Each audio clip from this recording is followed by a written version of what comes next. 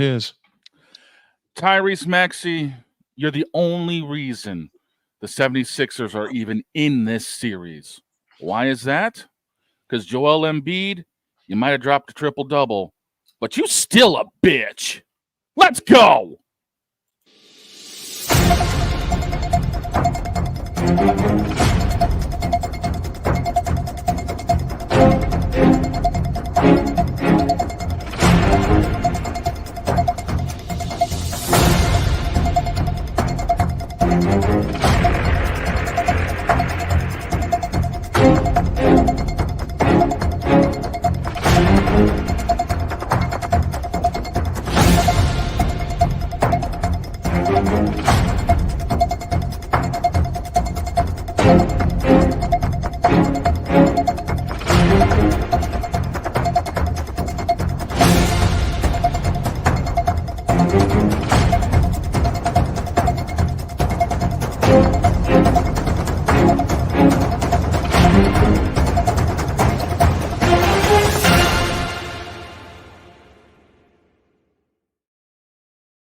I can't do it. We'll do it live. Do it live!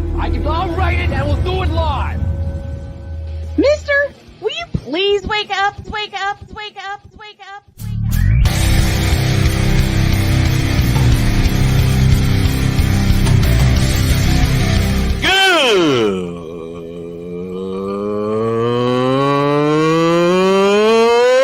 Good morning!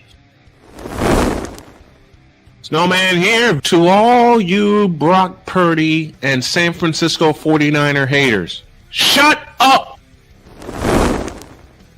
I gotta thank you, Shane. I mean, whatever happened to the games where breaking 100 points was, I don't know, unusual?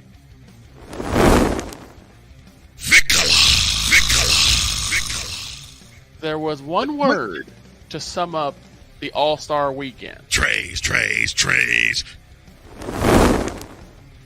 Cause we take this job so serious. Splash Brothers, yes. Ray Allen, replace him with Steve Kerr. Reggie Miller, yeah.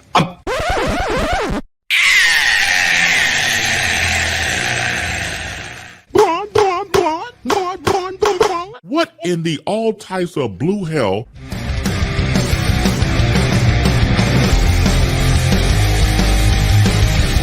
Yeah, baby! Let's roll. Good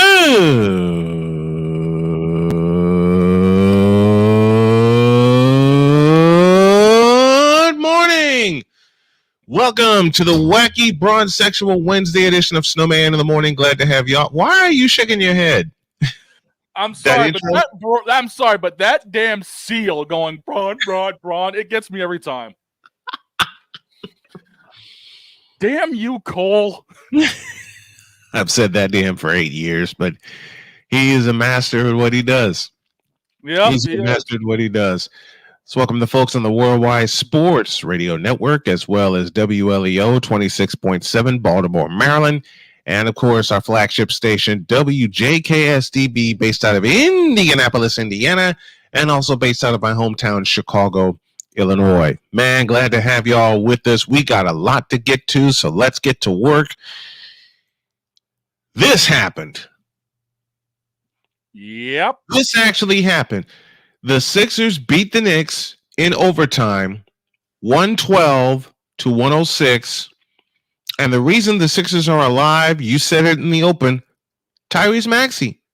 46 points, including 6 in the last 28 seconds to get the Sixers even. And this is after, mind you, the Sixers pissed away a 9-point lead to open the game in the first quarter.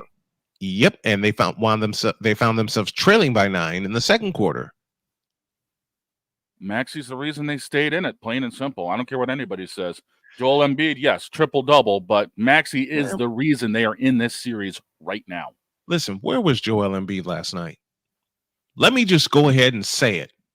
Mm-hmm. Where was Joel Embiid last night? And everybody's pointing to the triple-double that he had. Joel Embiid, to me, was invisible. Easily invisible, because the fact of the matter, the bigs for New York ran him over. Mm-hmm. and they're going to run them over in Philadelphia on Friday. They're going to run them over. I mean, how can you let somebody like Jalen Brunson, of all people, get 40 on you? And then you let Josh Hart and OG and Anunoby pick up 18 and 17, respectively. The Sixers forwards cannot compete with the Knicks forwards. Tyrese Maxey's MSG miracle is the reason they're alive right now. Period. Because if you don't get 46 from Tyrese Maxey, Sixers are done. DUNN, done. I mean, look at the rest of the bench for the Sixers in this game. Kyle Lowry played 26 minutes, 0 points. Nicholas Batum, 33 minutes, 8 points. Cameron Payne, 14 minutes, 6 points. They had nothing in the bench department. They should have lost this game. They should have lost. But Maxey kept them straight in it, and he's the reason they ended up winning. And the other reason that the Sixers won last night, the Knicks can't hit a free throw to save their lives. I forgot the person who was at the line, but if he hits that first free throw, it's a 4-point lead, and the Sixers don't have a prayer. Even though Maxey knocked down a 4-point play to get it within 96-94, you hit that free throw to make it 98-94, now you deflated Philadelphia. But you only hit one, and the Sixers had no timeouts. None. The Sixers had no timeouts. If that's a 4-point lead, no chance. No chance now. And the biggest difference, looking through the box score, the Sixers went 38% from three. The Knicks only went 28%. That's a big one.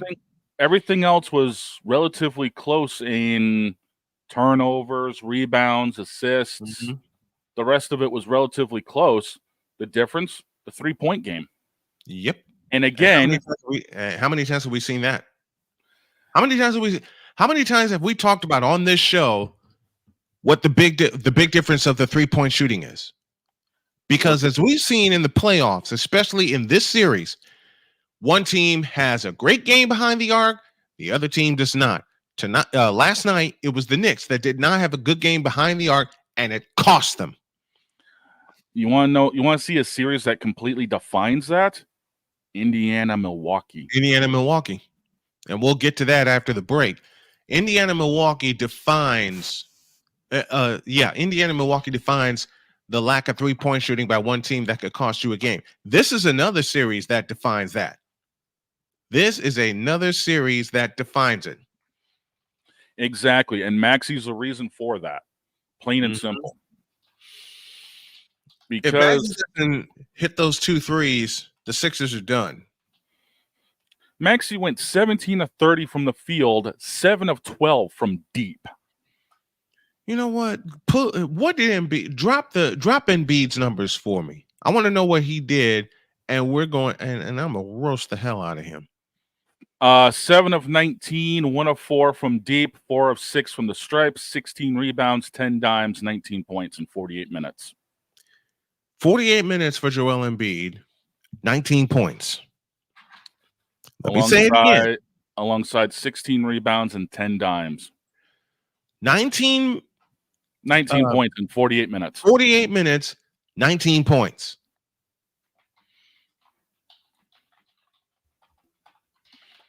Let that hang for a minute. 48 minutes, 19 points. If people are painting Joel Embiid to be this monster and to be the best center in the East, why do you only have 19 points in 48 minutes? I'll tell you why.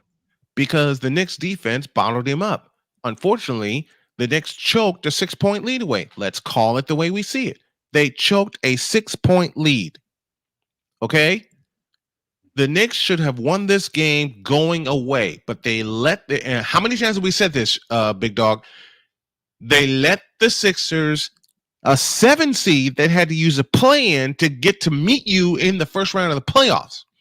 They let them hang around and hang around and hang around, and they messed up when they allowed him that 4-point play. No, where they really messed. You know where they really messed up? The Knicks hit a 3 at the end of the first half to make it 49-41. Then they relaxed, and Maxey got all the way to the cup, laid it in, and made it 49-43. You know what that did? It gave the Sixers some confidence. New York actually took their foot clean off the throttle, and that's what cost them. They sure did. They sure did. They took their foot clean off the pedal, and bingo. That happened. I can't believe that happened, but it happened because I was helping my wife with something, so I didn't catch parts of the game. It gave the 76ers hope. Correct, Victor. Correct. Correct. Sick Diggy with us. Happy May Day, folks. Happy May Day to you. And, of course, my brother Cole Johnson. BS3 presents the morning shift. Hey, the morning shift will make its debut on Snowman Multimedia tomorrow. And it will precede us, but later on it will come after. It'll come after us. I'll explain at the end of the show. Joel Embiid's line, as Cole chimes in, 19 points, 16 rebounds, 10 assists. I'll say it again: 48 minutes, 19 points. Am I missing something? No. I just want to know if I'm missing something. 7 of 19 from the field, 1 of 4 from deep, 4 of 6 from the stripe. Why is your big? I know Nikola Jokic can hit threes out of the world, but Nikola Jokic also has a back to the basket game. Where's Joel Embiid's? Where's Joel Embiid's back to the basket game? He doesn't have it. No, he don't. He does not have it.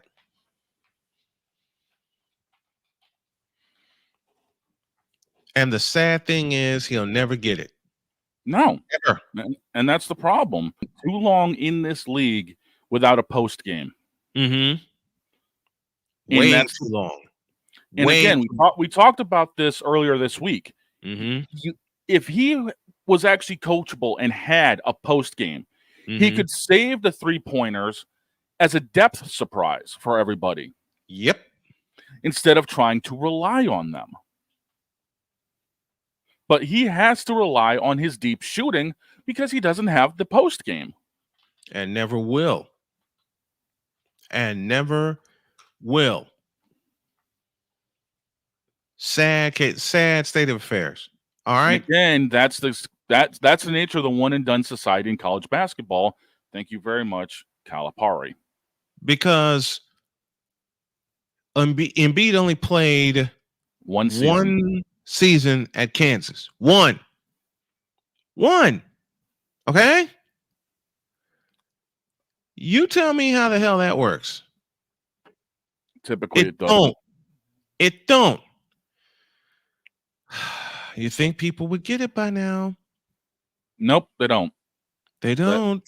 They truly don't. It's not often nowadays you see players stay through the 4 years of college basketball and then come into the draft. They figure one season, hey, if I went off, I went off. If not, I'll finish everything out. But most of the time, they feel like they want to go into the draft. You listening, Anthony Davis? Are you listening, Joel Embiid? Are you listening to the other players that play the one and done game? You're not ready. Matter of fact, I'll say something about that after the break. When we come back, we'll break down Indiana and Milwaukee. The Pacers lead 3-2 in that series. And kudos to Milwaukee for showing a little fight, even though they don't have most of their scoring. They put up 115 last night. I'll talk more about that. And then I got something to say about the one and done society. And people are not going to like it, but I don't care. Snowman in the morning, just getting started on this Bronze Sexual Wednesday. Back in a flash.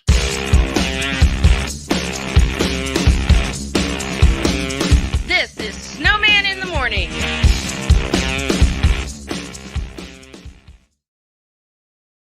Here's an important message from the Diabetes Solution Center. Do you like pricking your fingers to test your blood sugar levels? No one does, but it's important to maintain your health. And now, by wearing a small remote device called a continuous glucose monitor, or CGM, you don't need to prick your fingers anymore. It's easy to use and helps you make more accurate diabetes treatment decisions. If you are testing your blood sugar 3 or more times daily, injecting insulin, or using an insulin pump, call the Diabetes Solution Center right now. And if you have Medicare or most major insurance coverage, you may be able to get a new CGM at little to no out-of-pocket cost. Shipping is free, and we'll even bill your insurance company for you. If you are testing your blood sugar 3 or more times daily, injecting insulin, or using an insulin pump, call the Diabetes Solution Center right now to learn how to end the painful finger sticks and get your own continuous glucose monitor, or CGM, at little to no out-of-pocket cost. IRS, open up. The IRS is the most feared agency in the country and has the power to seize assets, garnish wages, and even put you in jail for back taxes and unfiled tax returns. Don't be a victim. Call Kick IRS right now and let us kick those IRS problems out of your life once and for all. Our powerful team of tax experts will fight hard for you and will not stop until we've resolved your tax problems on your terms. And if you qualify, we may even reduce or eliminate your tax debt altogether. No more sleepless nights wondering when the IRS is going to come after you. Take control of your tax problems today and make the phone call. We have an A rating with the Better Business Bureau, and we offer a 100% written guarantee, so there's nothing to lose and everything to gain. The consultation is free and the phone call is free. So pick up the phone right now and kick those IRS problems out of your life once and for all. Call 800-807-8188. That's 800-807-8188. 800-807-8188. SeatGeek is the ticketing app for fans like the high five strangers got, game-winning interception, first down, just a nice solid tackle. If you're in arm's length, you will be swapping skin with this extrovert. You see, he knows SeatGeek got him a great deal on tickets, so he can focus on what he does best, smacking palms. SeatGeek handles the tickets to sports, concerts, and more, so fans can fan. The original Think drink is back. Level up with proven ingredients formulated to crush your competition. No gimmicks, no jitters, no messing around. Just high-potency results that keep you moving day or night. There's a new nerd in town, and we came to play. Nerd Focus. Smarter than energy. Attention, first responders from across the country. If you were in New York to help during the 9/11 tragedy or during the 11 months afterward, and later developed any of these cancers or respiratory illnesses, you may be entitled to a substantial settlement. A $10 billion compensation fund is in place for 9/11 cancer victims. Do not wait to file your claim. Call now and speak with one of our attorneys. The call is confidential and free. Or reach us online at firstrespondersettlements.com.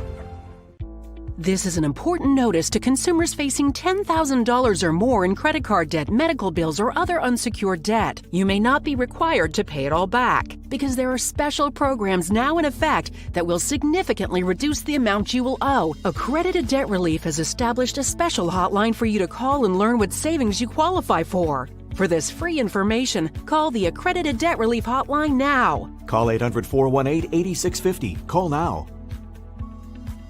During bad weather, driving can become downright dangerous. What's your emergency, please? Trust Battle Vision Storm, the revolutionary glare reduction glasses that turn your sight bright during bad weather at night or during the day. Watch your ordinary vision become extraordinary. Battle Vision Storm uses light-optimizing lenses that block blue rays, so you see clearly in heavy rain at night or blinding snow during the day. Heavy rain, snow, sleet, or fog can make it impossible to drive. Not with Battle Vision Storm. Get your Battle Vision Storm for only $19.99. But wait, due to rising costs and supply chain shortages, this may be your last chance to get your very own at this low price. There is a strict limit of 4 Battle Vision Storm per order while supplies last. Don't wait, order now. Call 1-800-483-6319 or visit battlevisionstorm.com. So call 1-800-483-6319 now. Hey, Tow Man, we're waiting for you. This is Snowman in the Morning. You better believe it's Snowman in the Morning, the Wednesday edition. This portion brought to you in part by SeatGeek. Use the code Snowman Multimedia to get $20 off of your first order. SeatGeek, where fans can fan. And speaking of fans, the fans in Milwaukee have reason to cheer. They blew out the Pacers last night, 115-92. The Pacers lead that series now 3-2. Game 6, Thursday night at 6:30. And I believe old Snowman's going to call that game. Little alternative play-by-play. Matter of fact, I will put it in the book right now. Excuse me. I'm putting this in the book right now. Where's my book? There it is. While you do that, you want to know why Milwaukee blew out Indiana? I'll give you 2 reasons. I got one already. They shot the ball well.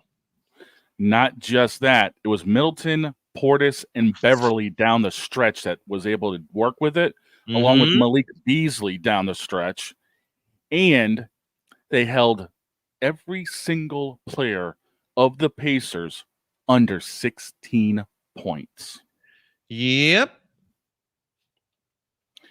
Tyrese Halliburton led them with 16, but Chris Middleton, 29 points, 12 rebounds, 5 assists. Kudos to the Bucks for responding the way that they did down their 2 best players. Of course, that being Giannis Antetokounmpo and Damian Lillard. Now here's the thing about Milwaukee. Here's the thing about that game. Milwaukee was down 8 to start with. Yep. And then they went on an 18-2 run to open the second quarter. And that was pretty much that. That ended the game right there. That was pretty much that. They went up 3 at halftime, and then they just kept their foot down and went blew them out. And they blew them out. 52%. They blew them to smithereens. 52% from the field, 38% from deep, 80% from the stripe. Out-rebounded them 44-36. 8 steals. Say that again. Say that one again. Say that one again. Out-rebounded them 44-36. You hear that, Philadelphia? You hear that, New York? You hear that, LA Clippers? You hear that, Dallas Mavericks? You hear that, LA Lakers? Rebounding. Even the commentators who were on the game were saying Indiana was dealing with a lot of one-and-dones. Was Gus Johnson on the call? I believe so. Because you mentioned that in the pre-show. It was either Gus or it was Ian Eagle, one of the two. I'd have to take a look. Ian Eagle did the Knicks game. Okay, so yeah, it was Gus. Yeah, Ian Eagle did the Knicks game. Yeah, Pacers, Cole, let me put this up here. Cole, let me show you some love for this right here. The Pacers have no business walking out of their house this morning. No Giannis, no Dame, and no defense. No Dame Cent. I hate you, Cole, but I love that. Instead of Dame Dollar, it's Dame Cent. Indiana played like they didn't have any Dame Cents. Yes, I went there. I know. And I'm going there with you. One more time from Cole. The work continues, but I am doing wonderful now that I'm on the other side of this launch. And Cole, let me throw you some flowers here and now. The morning shift is a hit. I know 3 episodes in. Well, you can't say that, but hell yeah, I can. I worked with him for 2 years. Cole was my first radio partner for this show. And he brought the order, which I've since taken and I've put into what you all see this morning. I'm in the process of bringing some other crew members on to help out with the production and with the thumbnails and things like that and take it all off my plate. But I owe all that to Cole Johnson. He brought the order. He brought the slates. He brought it. I love you, Cole Johnson. He brought it every single morning. I'll say it again. I love you, Cole Johnson, for being there for me, for being there with me, and for your blessing of Shane and Victor as my radio partners, because Cole said, quote, they bring a different kind of energy and they feed off of you very well. Well, Cole did it for a couple of years. He is still the EP of the show. And I asked him that, and I asked him, would you still remain as the executive producer of Snowman Multimedia? And he said, yeah, that's no problem. I'm like, cool. So a lot of stuff is going to be outfitted by Cole Johnson and his wizardry with video, his wizardry. Y'all will see some of that later. But back to business here. And I love you, Cole Johnson. I mean it with all my heart. I love you to death, man. I can't stop saying it. I love you to death. I love you all to death in the chat. Sick Diggy, Victor Locke, the Hawk TV. I love you guys. The faithful few, as Charles Faulkner says best, that show up every day in the chat, whether you're trolling on my team or another team or bringing your comments about what we're talking about. We love you guys. And Victor, I love you for being a part of the crew. Victor's my longtime engineer, 17 years worth when we were doing high school and college games back in Chicago. I'll say it now. Cole laid the foundation for all of this. I'm just adding my own little personal touch to the cement. Man, Cole laid the foundation of how to get stuff in order. And I love him for that. I'm just working within the blueprint. We all are. We all are. Speaking of blueprint. Here's to you, Cole. Absolutely. Salute to Cole Johnson. Now, speaking of salutes, how does Indiana, who has to go back to Gainbridge Fieldhouse on Thursday and play a sixth game, they had no business playing that sixth game. They have no business playing this sixth game, which is tomorrow in Indianapolis. No, this should have been a blowout for Indiana without Dame and without Giannis. Thank you. But Milwaukee shut everybody down. Mm-hmm. They shut everybody down, and they shut the Pacer fans up. And now Indiana has to go back to Gainbridge, fire up that IndyCar one more time, and hope they can ride the electricity. And right now, they are coming in flatter than a blown V8. Yep. Because how can you let your entire starting five get shut down the way they did without Milwaukee's two stars? And boy, did they ever get shut down. That's unacceptable if you're going to try to win a playoff series. I've seen it before with you and I have both seen it before. Cole, I know you've seen it before also. Cole, a big fan of the Houston Rockets, Akeem Olajuwon and company against the Lakers in 1986. That's all I got to say to Cole. All right. I watched it. This game right here reminds me of what the Rockets did in the Western Conference Finals in 1986. Cole Johnson again. The Pacers have to commit to playing on the defensive side of the floor. They can score, but if they want to advance, they must stop the Bucks from scoring, which they did not do last night. Ryan McCoffey here from Saratoga, New York. Good day, Snow Crew. Is Shane drinking a tall boy? No, this is actually it's a little too early for that, Ryan. I'm not that much of a supervillain. It's actually a Rio Punch Monster. Ah. One of the new flavors. I figured I'd give it a try, and pretty damn good, actually. I gotta share a story about Monster while we're talking about it. I visited I was dating a young lady out of Indianapolis, and I rented a car, drove to Indianapolis, and she was having trouble with her car, so she didn't know what she didn't know what she was going to do. She was like very exasperated. Well, old Snowman rode to the rescue, and I called Enterprise. Very good friend. I have very good friends in Enterprise that at that time in New York, Indianapolis. Wait a second, New York. Damn it. I called them. I reserved a car. I put the payment down on it, and her mouth was through the floor, just looking at me going, "You actually did that for me?" Yes. And I didn't blink. Now, I brought all that up to say this. I was so tired, and I had to drive back to Chicago that night. I couldn't stay another night. And I was with Chicago State at the time. I had to drive back to Chicago because I had a game to cover. Oops. So I had to drive back that night, get some sleep, and then get on campus. I thought I was going to have an accident. So I stopped at Speedway, and someone saw me coming in wobbly, and they said, "Man, you look tired." I'm like, "I'm exhausted." "Well, how far you got to go?" "I got to go back to Chicago." Well, he gave me a Monster. He said, "Try this." He bought it for me. All right? He bought it for me. It backfired.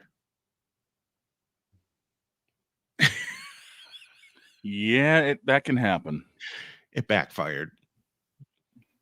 I was sleepier than ever going from West Lafayette to Chicago. I made it to Chicago. I made it to my parents' house and dropped like a rock. Mm-hmm. Trust me, I believe it. Game 6 of the Pacers and the Bucks will be tomorrow night at 6:30. I got it down in my book. I will call that game on Snowman Multimedia. And Cole Johnson, if you get some time today, can you make a kick-ass intro and outro for me doing NBA games? I would love that to happen, and I'd love for you to use the old NBA theme from 1983. That's an open request to Cole Johnson, and I know he's swamped, but I would love for you to give me those things when you get the opportunity. Speaking of opportunity, we got to take a break, and when y'all get back, I have a little something to say about the one and dones. And y'all ain't, and there are a lot of people that are not going to like it. And I don't care. Oh boy. Back in a flash.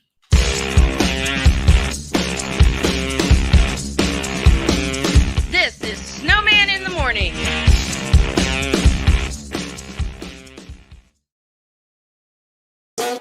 The original Think Drink is back. Level up with proven ingredients formulated to crush your competition.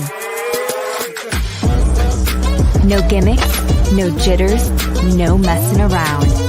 Just high-potency results that keep you moving day or night. There's a new nerd in town, and we came to play. Nerd Focus. Smarter than energy. SeatGeek is the ticketing app for fans like Boomstick Lady. No free throw is safe from the roar of her sticks. SeatGeek helps her find a seat in the direct eye line of the shooter so she can sit where her boomsticks make the biggest boom. Everybody okay? SeatGeek handles the tickets to sports, concerts, and more, so fans can fan. Are you waking up in the morning with a sore jaw, headaches, maybe even ringing in your ears, all because you're grinding and clenching your teeth at night? That's exactly what was going on with me. That's when I found this, the Brux Night Guard. Now, the Brux Night Guard redirects the bite force away from the back teeth, reducing jaw pain while still protecting the teeth. This unique design is what makes Brux Night Guard different from all other traditional grind guards. Go to BruxNightGuard.com and order yours today. Hey everyone, I'm joined by my old friend, Mr. Ellis Williams, AKA Mr. Biggs. You called me and you told me, you said, man, I got CarShield and it worked. What made you get it? I have this old SUV and I know the manufacturer warranty is about to run out. I don't want to get stuck with expensive car repairs. Right. So I gave CarShield a call. Coverage was very affordable and there was no long-term contract. A few months after that, transmission went on my car. I took it to my mechanic, they called CarShield and saved my family on $2,400. CarShield is America's #1 auto protection company. Their administrators have paid out over $1 billion in claims and cover most vehicles from 5,000 to 150,000 miles. You'll receive 24/7 roadside assistance, courtesy towing, rental reimbursement at no additional charge. Give CarShield a call today before it's too late. Remember, CarShield cars go farther. Protect yourself now against expensive auto repair bills. Call 800-513-9263. We were always hippies at heart, I guess, and that was one way that we showed it before we became full-time RVers. And we were definitely living small and minimally. What made us decide to go with Battleborn was everyone from their top leadership team down to their service department helped us so much the whole way through. Our relationship with Battleborn is so much more than business. And me and Dennis love to jam together. We've played together multiple times, and that's been an awesome transition. Be able to learn so much more about the business, also just make some awesome friends. Alicia. You can't hold somebody to that standard if you haven't voiced what you want and what you're needing from that. Mika. If you're not communicating expectations, you're waiting for your feelings to be hurt. Nicole. A lot of people don't want to take the time out to be alone and to get themselves together. Ivan. You got to be willing to work through stuff. And from the jump street, y'all done had problems. Maybe you don't need to be working through those. BS3 Network proudly presents Queen 3 and King podcast. Live every Tuesday at 7 p.m. Central.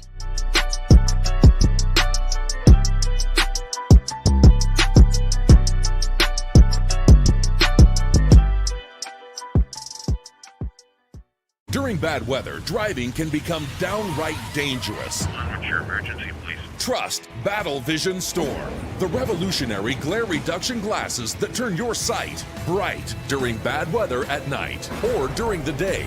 Watch your ordinary vision become extraordinary. Battle Vision Storm uses light optimizing lenses that block blue rays so you see clearly in heavy rain at night or blinding snow during the day. Heavy rain, snow, sleet, or fog can make it impossible to drive. Not with Battle Vision Storm. Get your Battle Vision Storm for only $19.99. But wait, due to rising costs and supply chain shortages, this may be your last chance to get your very own at this low price. There is a strict limit of 4 Battle Vision Storm per order while supplies last. Don't wait, order now. Call 1-800-483-6319 or visit battlevisionstorm.com.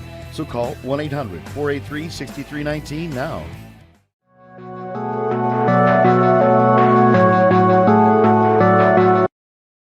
I want to do a TED Talk, but I don't have anything to talk about yet. I'm getting there. Life is for the living. We're not here that long. You can learn anything you want to learn without any money spent. What do I really enjoy? What do I really want out of life?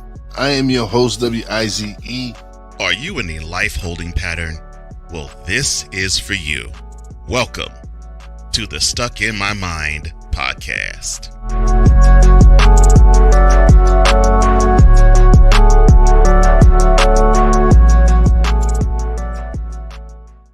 So, Snowman's been asked, who's the face of the NBA? The face of the NBA has been residing in the Bay since he got here.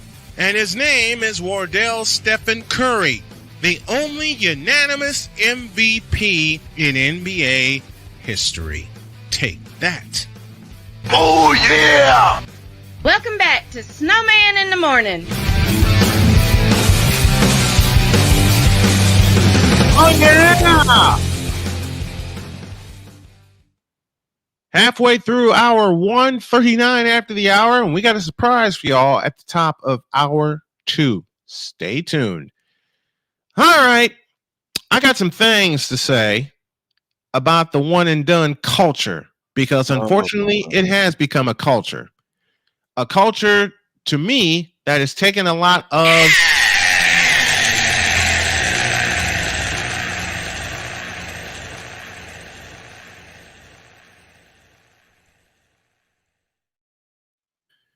I don't know which way I should lean with this, but I think I will do it this way.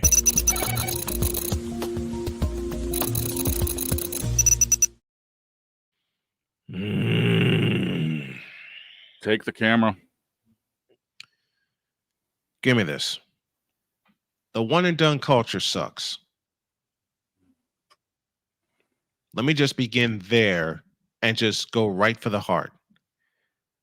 John Calipari, you stink for introducing this culture and not cultivating these kids and getting them ready for the grind that is NBA basketball. You did this, and you're still allowed to coach? Give me this button.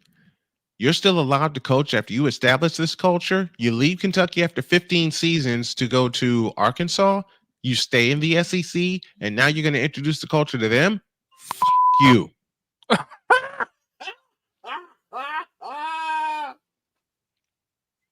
Here we go. You mean to tell me, Mr. John Calipari, the person who introduced this one and done culture, that you're going to still be allowed to coach after what you've done to college basketball? I say once again, f you. F you, f you, and f you. I'm going to say that during hour 2 and maybe hour 3, but I'll let you know. Oh, God. Then you have the absolute gall after you win the national championship not to convince Anthony Davis to stay another year so he can develop his game.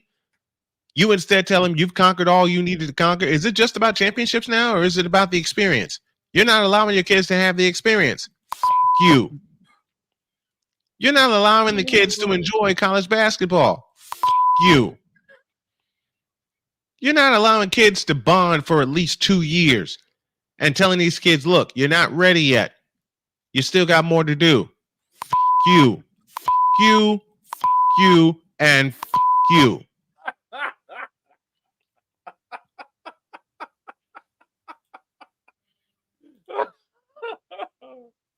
Oh, jeez. I think I hit a home run here. Like I said, John Calipari, you introduced this one and done culture with the way that you coach, the way that you recruit, and everything else. And then I'm speculating that you tell these kids, oh yeah, you're ready to go on. And then they get in the NBA and they get pummeled. Anthony Davis, hello. Devin Booker, hello. In other words, John Calipari, you were doing it right when you were in Massachusetts. You changed your mind when you got to Kentucky and figured the one and done culture would be set. F you, f you, f you, and f you.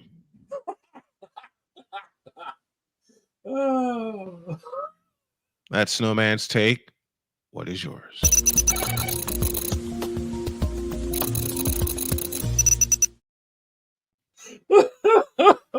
You can sit up now, dog. Ouch. What? Find the lie, but ouch. Exactly. And that's a t-shirt coming soon. Find the lie.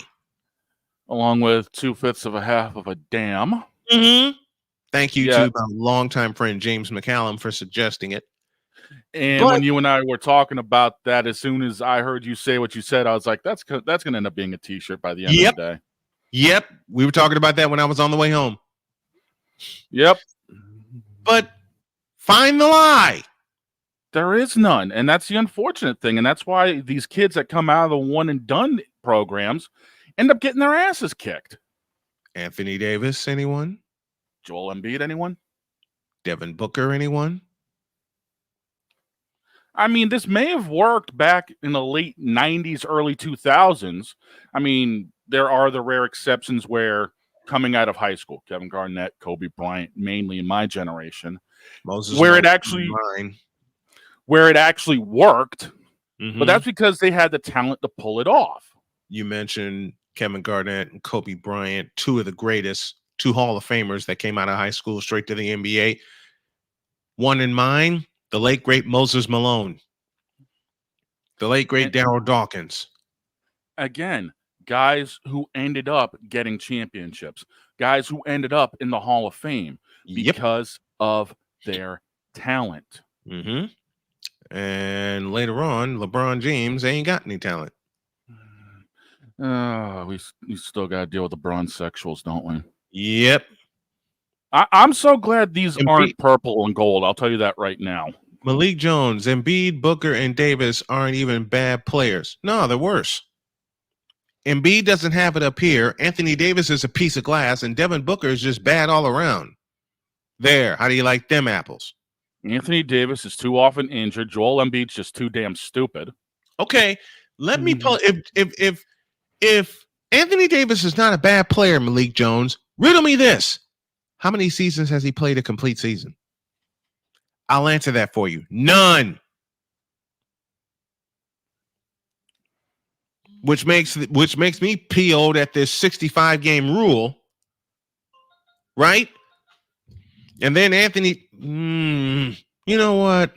Take the camera. You're gonna need it. You're damn right. Take it. Anthony Davis, sit down.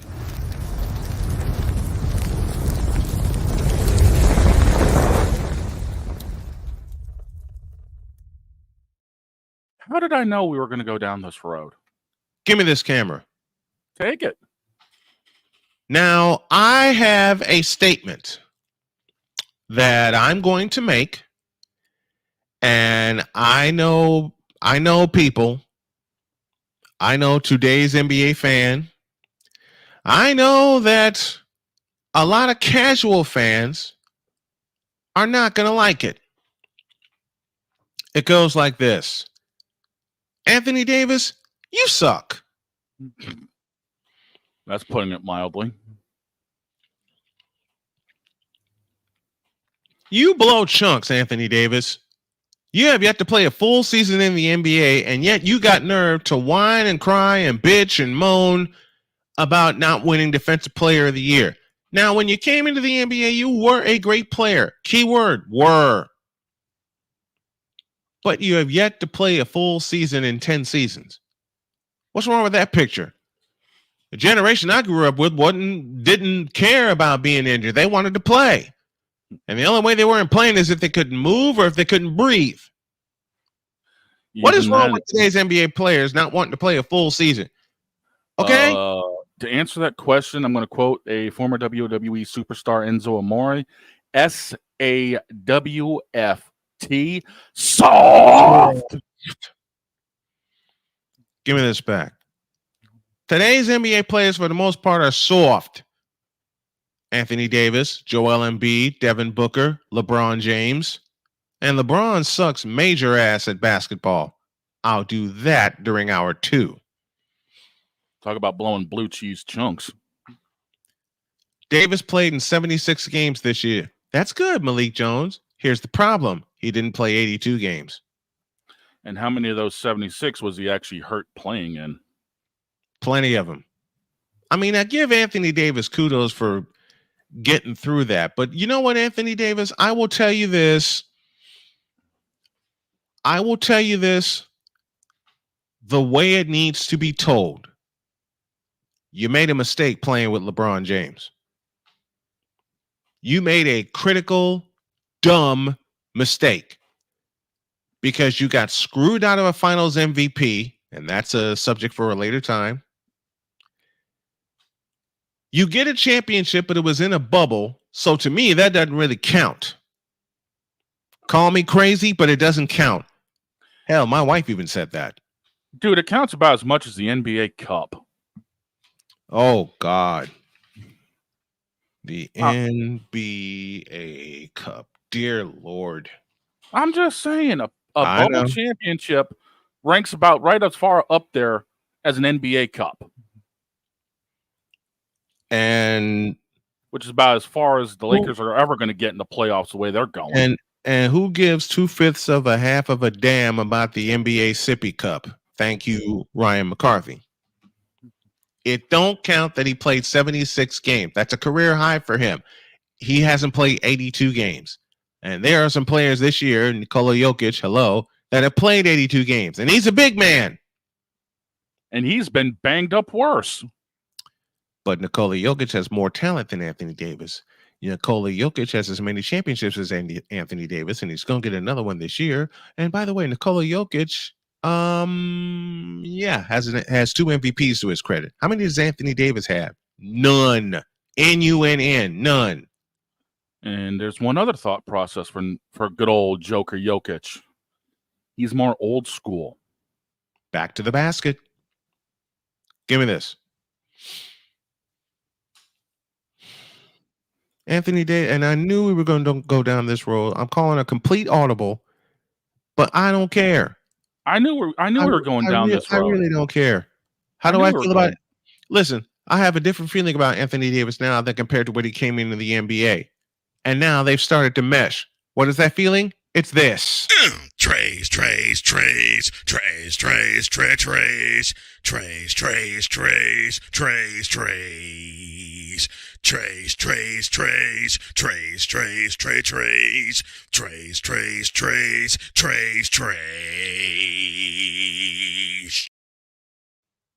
There. How do you like them apples? F you, Anthony Davis. You, and you. And quit your bitch about not winning Defensive Player of the Year. You're never going to win Defensive Player of the Year because you don't play that much defense. In fact, you play about as much defense as LeBron does. Oh, did I say that aloud?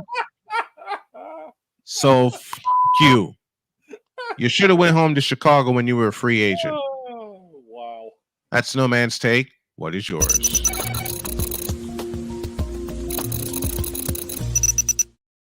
Oh, wow. Now get up.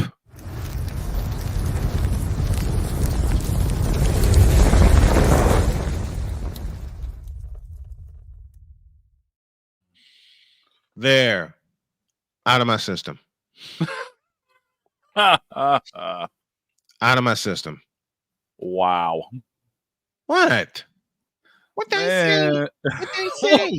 What you mean? What you say? Good God, the roasting today. I should have got some marshmallows down at the local Dollar General for this one. As I said. What did I say? What did I say? Nothing wrong. It's just the roast factor today has been turned up. I'm in a mood, can't you tell? Well, so am I, but I haven't roasted anybody. Yet. Oh, don't tell me I'm going to end up roasting somebody later. Oh, yeah. Oh, hell. Oh, you're going to help. You're going to help me. Oh, God. I'm dreading this hour coming up. Why? Because I have a feeling that's when we're going to end up roasting people. He don't know me very well, do he? It's a good thing I've got a barbecue pit built behind the garage.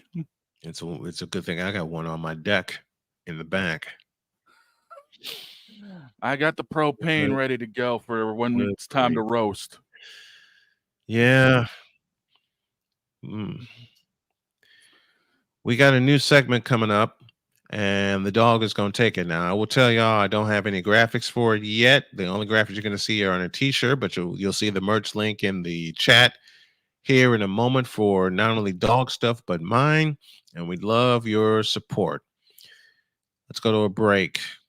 When we come back, the dog's garage will officially be open. Back in a minute.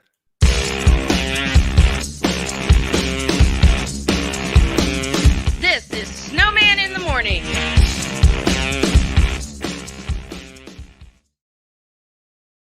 SeatGeek is the ticketing app for fans like Boomstick Lady. No free throw is safe from the roar of her sticks. SeatGeek helps her find a seat in the direct eye line of the shooter so she can sit where her boomsticks make the biggest boom. Everybody okay? SeatGeek handles the tickets to sports, concerts, and more, so fans can fan. The original Think Drink is back. Level up with proven ingredients formulated to crush your competition. No gimmicks, no jitters, no messing around.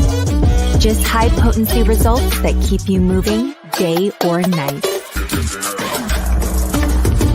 There's a new nerd in town, and we came to play. Nerd Focus. Smarter than energy. Are you waking up in the morning with a sore jaw, headaches, maybe even ringing in your ears, all because you're grinding and clenching your teeth at night? That's exactly what was going on with me. That's when I found this, the Brux Night Guard. Now, the Brux Night Guard redirects the bite force away from the back teeth, reducing jaw pain while still protecting the teeth. This unique design is what makes Brux Night Guard different from all other traditional grind guards. Go to BruxNightGuard.com and order yours today. We We were always hippies at heart, I guess, and that was one way that we showed it before we became full-time Yeah, we RVers. were definitely living small and minimally. What made us decide to go with Battleborn was everyone from their top leadership team down to their service department helped us so much the whole way through. Our relationship with Battleborn is so much more than business. And me and Dennis love to jam together. We've played together multiple times, and that's been an awesome transition. Be able to learn so much more about the business. Also, just make some awesome friends. Hey everyone, I'm joined by my old friend, Mr. Ellis Williams, AKA Mr. Biggs. You called me and you told me, you said, man, I got CarShield and it worked. What made you get it? I have this old SUV and I know the manufacturer warranty is about to run out. I don't want to get stuck with expensive car repairs. Right.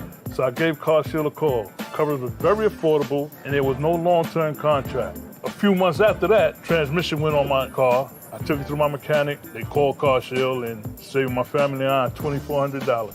CarShield is America's #1 auto protection company. Their administrators have paid out over $1 billion in claims and cover most vehicles from 5,000 to 150,000 miles. You'll receive 24/7 roadside assistance, courtesy towing, rental reimbursement at no additional charge. Give CarShield a call today before it's too late. Remember, CarShield cars go farther. Protect yourself now against expensive auto repair bills. Call 800-513-9263.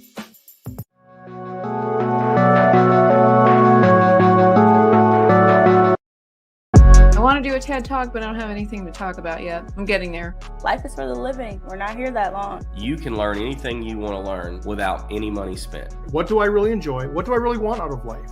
I am your host, WIZE. Are you in a life holding pattern? Well, this is for you. Welcome to the Stuck in My Mind podcast.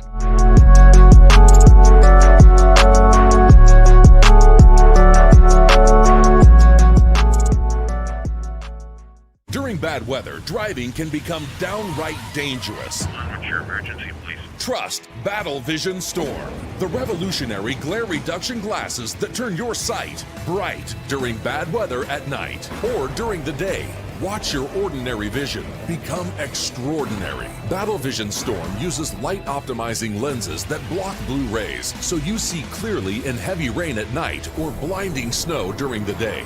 Heavy rain, snow, sleet, or fog can make it impossible to drive. Not with Battle Vision Storm. Get your Battle Vision Storm for only $19.99. But wait, due to rising costs and supply chain shortages, this may be your last chance to get your very own at this low price. There is a strict limit of 4 Battle Vision Storm per order while supplies last. Don't wait, order now. Call 1-800-483-6319 or visit battlevisionstorm.com. So call 1-800-483-6319 now.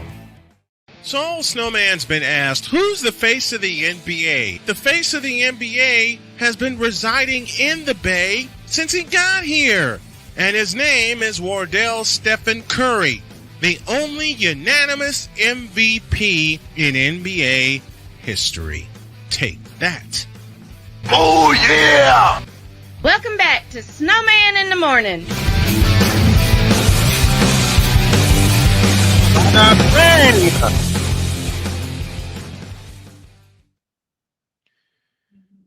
Well, we're about to hit the second hour, and Shane is still shaking his head. Why? Why are you shaking your head, man? What'd I do? God, the roasting factor today has been through the roof. I didn't say much. Yeah. You didn't say anything wrong either, but wow. I know. See, that's where people get me mixed up. They think, hey, you're just lying on a player. You don't know what they do. Oh, no. I had someone in the group tell me on Facebook, I kid you not, when I brought up, well, they were talking about you know who. Yep. And how he's a first ballot Hall of Famer. And they brought up, yeah, that's a big lie. And they brought up, they actually said aloud, he can play 1 through 5. I jumped in and I said, that's a lie. I know somebody who did play 1 through 5, and he did it in a championship game. His name, Irvin Magic Johnson. I brought up the stats. I brought up what he did, the impact that he had on the game. And all they could come back with is, you're too old. You got to get with the times. You want to tell me how? So look, you want to tell me how LeBron could play 1 through 5? He ain't tall enough to be a center. You fool! LeBron playing 1 through 5. Mister, will you please wake up? Thank you, honey. LeBron playing 1 through 5. You fool! Wait a minute. Give me this. I know what to do. I know exactly what to do. LeBron playing 1 through 5, right? Cocaine's a hell of a drug.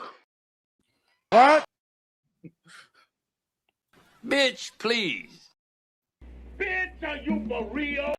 You for real? Stop it. Get some help.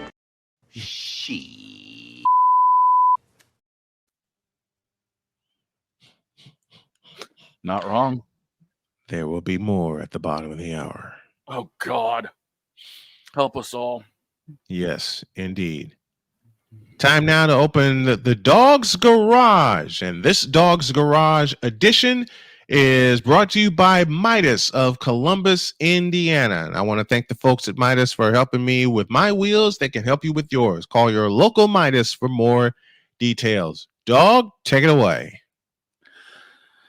Well, with this being the first ever opening of the garage, the walls are a little bit bare, but you may find a poster hanging up on the back.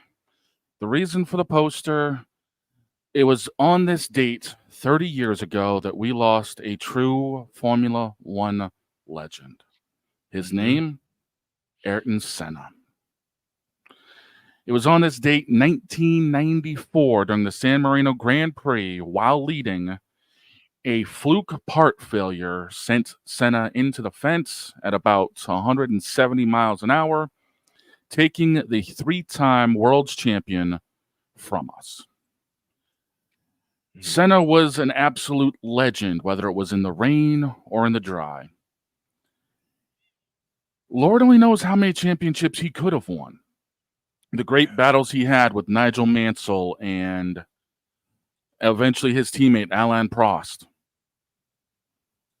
You know the passing of a driver is big when it crosses over other motorsports platforms. Yeah. Because the same day Senna passed away, NASCAR was at Talladega in 1994. I remember this. Racing the Winston Select 500. Mm-hmm. And Dale Earnhardt ended up taking the victory. How appropriate that the biggest legend of NASCAR at that time, and quite possibly of all time outside of Richard Petty, one who send the thoughts and prayers of everybody in the NASCAR circle to everybody involved with Ayrton Senna. It was only apropos that it had to be Earnhardt to deliver the message. Senna was beloved by millions, whether it was for his tenacity behind the wheel, the grittiness. There was a Grand Prix in 1992 or 1993, the exact time escapes me, where Senna, driving for McLaren at the time, lost every single gear but 6th in his home Grand Prix in Brazil at the Interlagos track, gritted it out, and still ended up winning the race by a wide margin. Completely exhausted, he still managed to hold up the winner's trophy. Wow. There's no way possible a car would survive on only one gear and somehow manage in this day and age to get across without getting passed by whoever. I don't care who you are. Max Verstappen, Lewis Hamilton, nobody could do that but Senna. The battles he had on track, like I said, with Mansell and Prost, were absolutely made of legend. There is no other way to put where this guy belongs, and that is on the Mount Rushmore of the Formula One world. So the opening of the Dog's Garage is more of a tribute because, again, 30 years ago, we lost one of the GOATs. To close the garage today, I actually have found the most infamous racing quote of Senna that can also apply in life if adapted properly. If you no longer go for a gap that exists, you are no longer a racing driver. In life, we can say, if you no longer go for that opportunity, what are you doing? So, to the legend that is Ayrton Senna, we still miss you. We still cherish what you were able to give us for highlights. We still miss the competitor that you were. We miss the humanitarian that you were. There was a practice crash in the late 80s, I believe. The track 100% escapes me at this time. I saw the highlights not long ago, where Senna actually stopped his car during the practice to get the other driver out who was unconscious. Wow. A competitor, but also a humanitarian. He would rather beat the people on the track instead of having them hurt what they enjoyed. Man, oh man. Senna, we still miss you. We still enjoy what you brought to us. My friend, here's to you until we meet again someday. This has been The Dog's Garage, brought to you by Midas. Thank you, guys. Man, you can't get any stronger than that. Dog's Garage is brought to you in part by Midas of Columbus, Indiana. Trust the Midas touch. You want to know the irony of having Midas do that? My biological dad actually used to work at a Midas in the early 90s. Nice. Yeah, I'm throwing them some love for really coming through some time back and helping me get my brakes taken care of.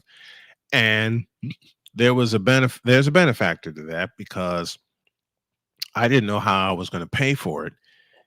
And all of a sudden, I hear a young lady's voice saying, "I'll pay for it." Huh? You'll do what? She said, "I'll pay." She said, "I'll pay for it." I'm like, "It's like $800. She walked up to the counter and said, "You see that young man over there?" And at the time, I saw a commercial. I think what set the whole thing in motion, if I remember correctly, I saw a commercial that was talking about you can get disability. And I went off. Or as Cole Johnson would say best, I went off. And I said, that's a blank lie. You can't get any disability, because if you were giving out disability, you'd give out disability to a cancer patient, to someone who survived pancreatic cancer, blood clots, and everything else. I went nuts for a good 10 minutes. Can't say I blame you. And then I walk up to the counter. I'm going to talk about that. We're going to go off the board, and I'm going to talk about that fight next in a little impromptu version of Diary of a Mad Snowman. I'll save the rest for when I do the segment. Mm-hmm. Matter of fact, I'll just save it for Diary of a Mad Snowman. I'll have that later today. Yep, we will have it.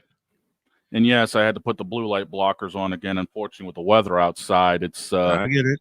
Migraine City, and I actually have to wear these a lot, even when I'm doing the streams with Genevieve and everybody else, because I'm usually sitting around handling things for 9-10 hours, and I'm glad Jen's actually taking a day off because she's been locked and loaded for too long. So, again, keeping the migraines at bay, these actually do help me. So, if you guys are staring at a computer screen for a long time, get yourself a pair of blue light glasses. They'll help. Yeah, I'm going to need them here soon. My old ass sitting in front of a computer. How do you think I feel between the racing, the streams, being here, calling races? I still can't believe last night I actually managed to work a little bit of French into my green flag opening. I believe it. You're the dog. You're creative. And I didn't butcher the damn thing. Right. That's the important part. I didn't butcher it. You know what? I got a funny story. I was at Chicago State, and I was their PA announcer, and they had an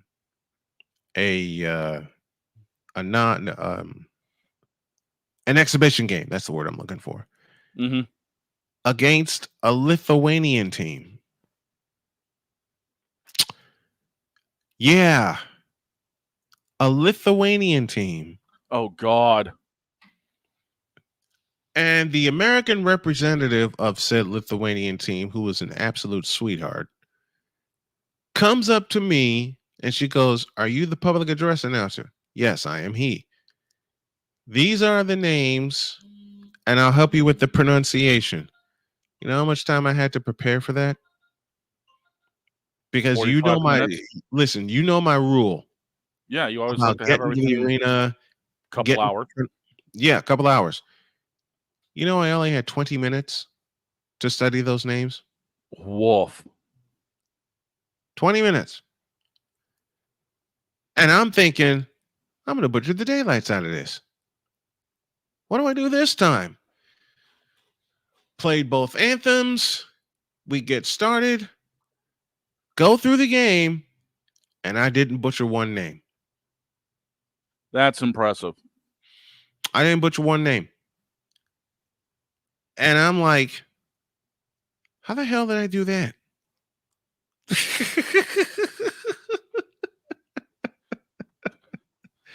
I am still. And I'm like, how the and the proctor, the American proctor, comes over to me, and she says, "You did a great job." I said, "I butchered a lot of these names. Trust me on that." You know what she said? She said, "You didn't butcher one name on that list." What? I didn't do what? You didn't butcher one name. Huh?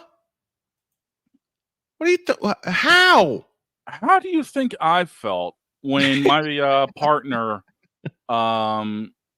Angel from SRM, during the live show, said flat out to me right after I dropped the announcement of the green, "That is so much better than I could have ever done."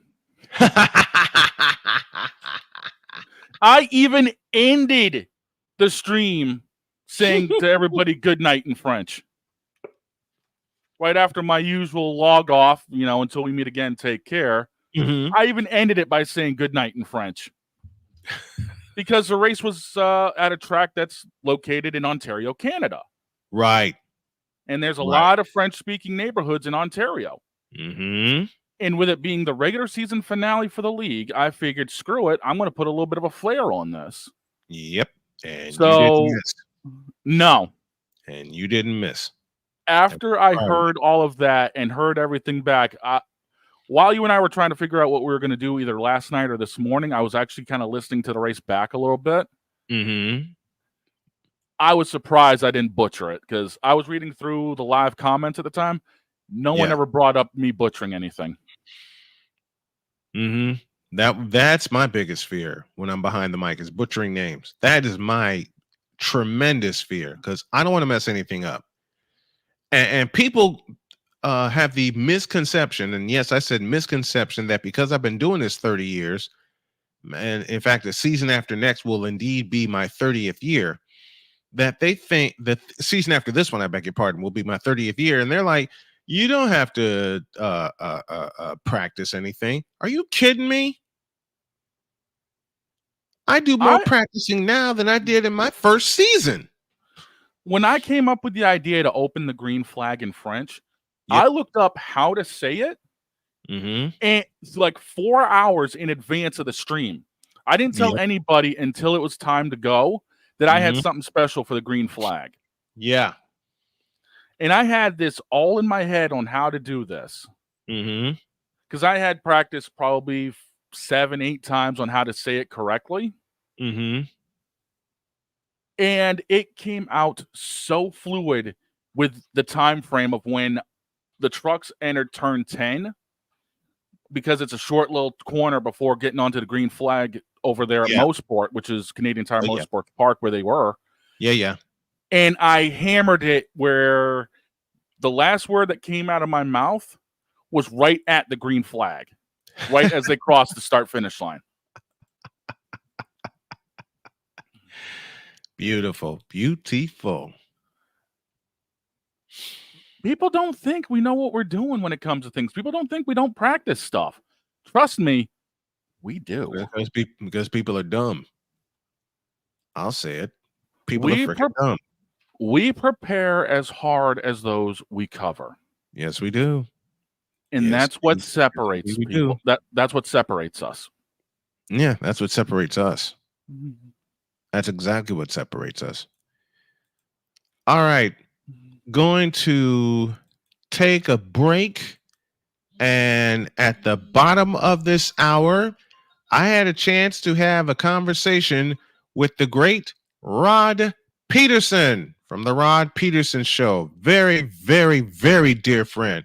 We shared a lot of stories, which is what we do here on this show, besides bringing the games and the facts therein to them. A little programming note, Droid will join us tomorrow to break down everything with the NHL. And tomorrow, he's gonna give me crap because Boston couldn't close out Toronto last night. He warned me he would. Oh, I already know this. And we should have closed out Toronto, and we didn't. I have a bad feeling about this. So don't I, but I'm expecting it, and I've braced for it, and I'm waiting for it. All right.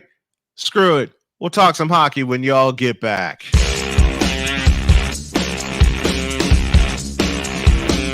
This is Snowman in the Morning.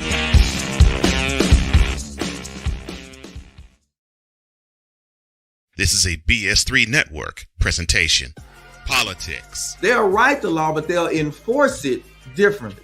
Is that going to apply both ways? Religion. God never said that we can't reason together. Matter of fact, he said, let us sit and reason together. Relationship. I believe that everybody wants and needs somebody. From a man's perspective. They say, girls, if I put some polish on that and get him to buy some different clothes, girl, he could be a winner chicken dinner. Join the thought engineer. There's nothing wrong with me developing my piece and you developing your piece, but understand the goal is to come together. And comedian John Yogi. Negro, I don't need you putting on no chapstick up there in the pulpit. You do that over there in your chair. Get ready for Let's Talk Monday. Woo! Live every Monday at 7 p.m. Central.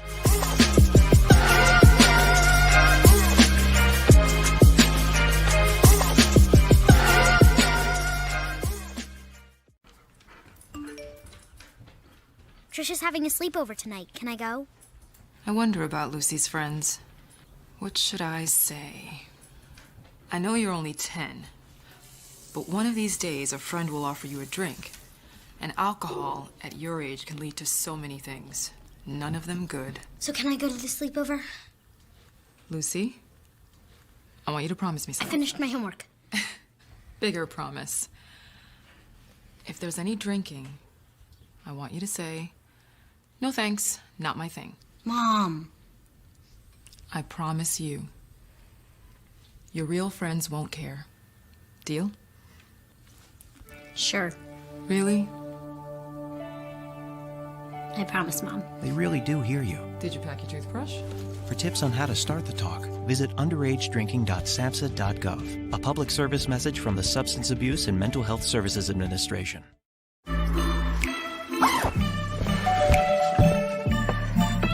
Yo, camping buddy. Okay, you guys ready?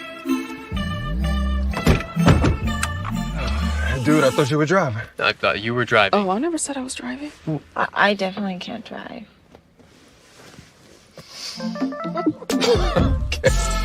If you're high, just don't drive. It's illegal everywhere. If you feel different, you drive different. When it comes to vaping, the truth can get clouded. So let's make it clear. Vaping is not safe for kids, teens, or young adults. It's just not. Because vaping can put microscopic particles into your lungs. And dangerous things like metals and volatile organic compounds into your body. And nicotine, the same highly addictive substance found in regular cigarettes. Nicotine can harm a person's brain development through their mid-20s. Affecting learning, memory, attention, and impulse control, and priming the brain for other addictions. Vaping products also come in kid-friendly flavors that can make them appealing to youth. And many kids also use other drugs, like marijuana, in vaping devices. With appealing flavors, high nicotine levels, and lots of promotion on social media, many kids think vaping is harmless, but it's not. So talk to your kids about the risks of vaping, because when you talk, they hear you.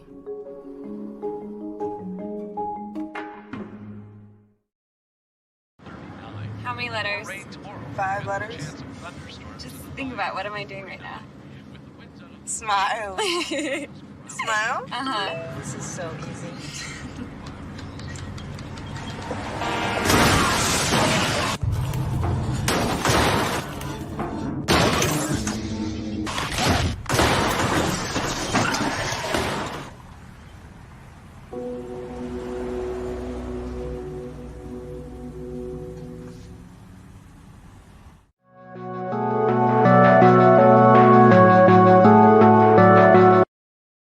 I want to do a TED Talk, but I don't have anything to talk about yet. I'm getting there. Life is for the living. We're not here that long. You can learn anything you want to learn without any money spent. What do I really enjoy? What do I really want out of life?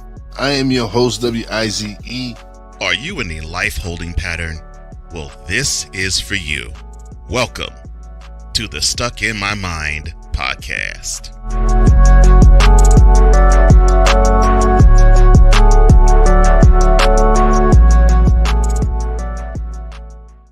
So Snowman's been asked, who's the face of the NBA? The face of the NBA has been residing in the Bay since he got here. And his name is Wardell Stephen Curry, the only unanimous MVP in NBA history. Take that. Oh, yeah! Welcome back to Snowman in the Morning.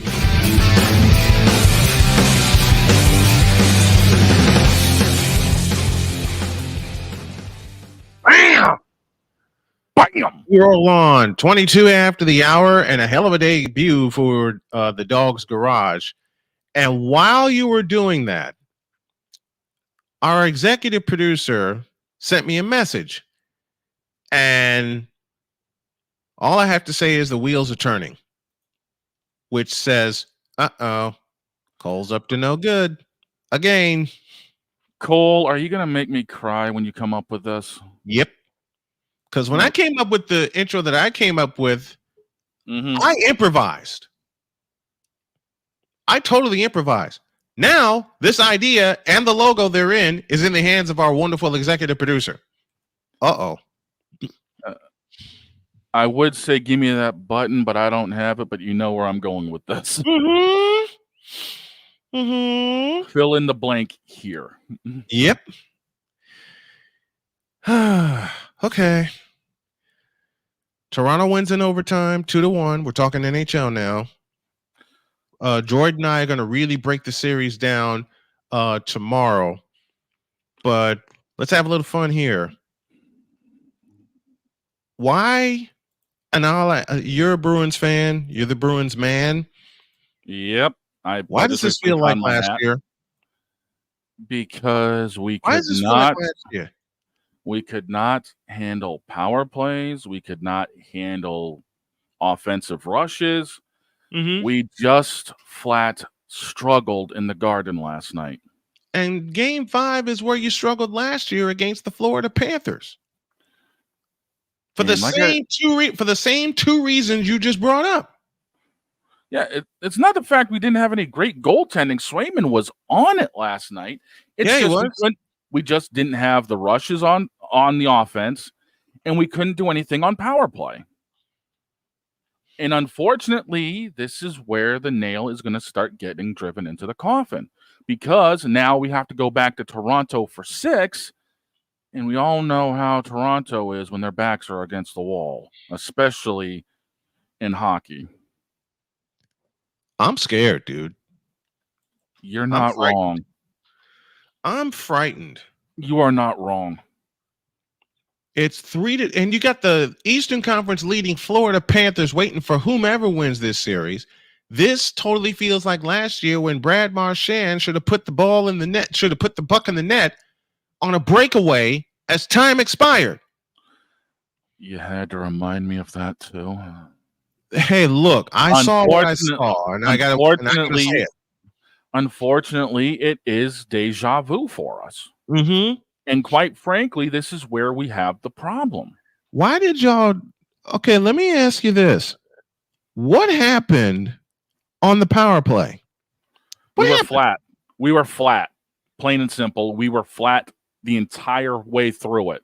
Yeah. I mean, apparently they figured a 1-goal advantage would be enough, but after Toronto tied it up, we couldn't do anything. And I mean, I don't know what happened, because during the regular season, we had games where we exploded 4 or 5 goals. Even this postseason against Toronto, we exploded for 5 goals in a game. Yeah. And now we can't do that? Yeah, 5-1 in game 1. Listen, 5 goals in game 1. You're thinking, okay, they're going to roll through Toronto. And then 2 in game 2, 4 in game 3, 3 in game 4, and only 1 last night. 1. Again, our offense was flat. We had nothing on the power play, and we couldn't handle the rushes, plain and simple. Toronto just came out swinging because they knew their backs were against the wall, and they were playing like they had nothing to lose. And that's what's making them so dangerous. They have nothing to lose. That's the scary part. They got nothing to lose. And the really scary part is, if this does go 7 games, whoever comes out of it, whether it is Boston, whether it is Toronto, they're going to be flat as hell against Florida. Yeah, it's gonna be a fight and a half, because Florida is fresh. Yeah, they've had their opponent in what, 5 games? Something like that, yeah. And that means they've got time off to rest. Meanwhile, Boston and Toronto from what is that? Scotiabank Arena for game 6. That's an 8 p.m. face-off Thursday. Now the wheels are turning for me. You enjoyed on a Thursday night call? You know what Droid said? Because we did tape an episode, but it didn't feel right. So we're gonna try it. We're gonna try it again on tomorrow's show. He said if it goes 7 games, you have to lead the call for the 7th game. And me and my big mouth, like, all right, you're on. Why did I say that? Be careful what you wish for. I know.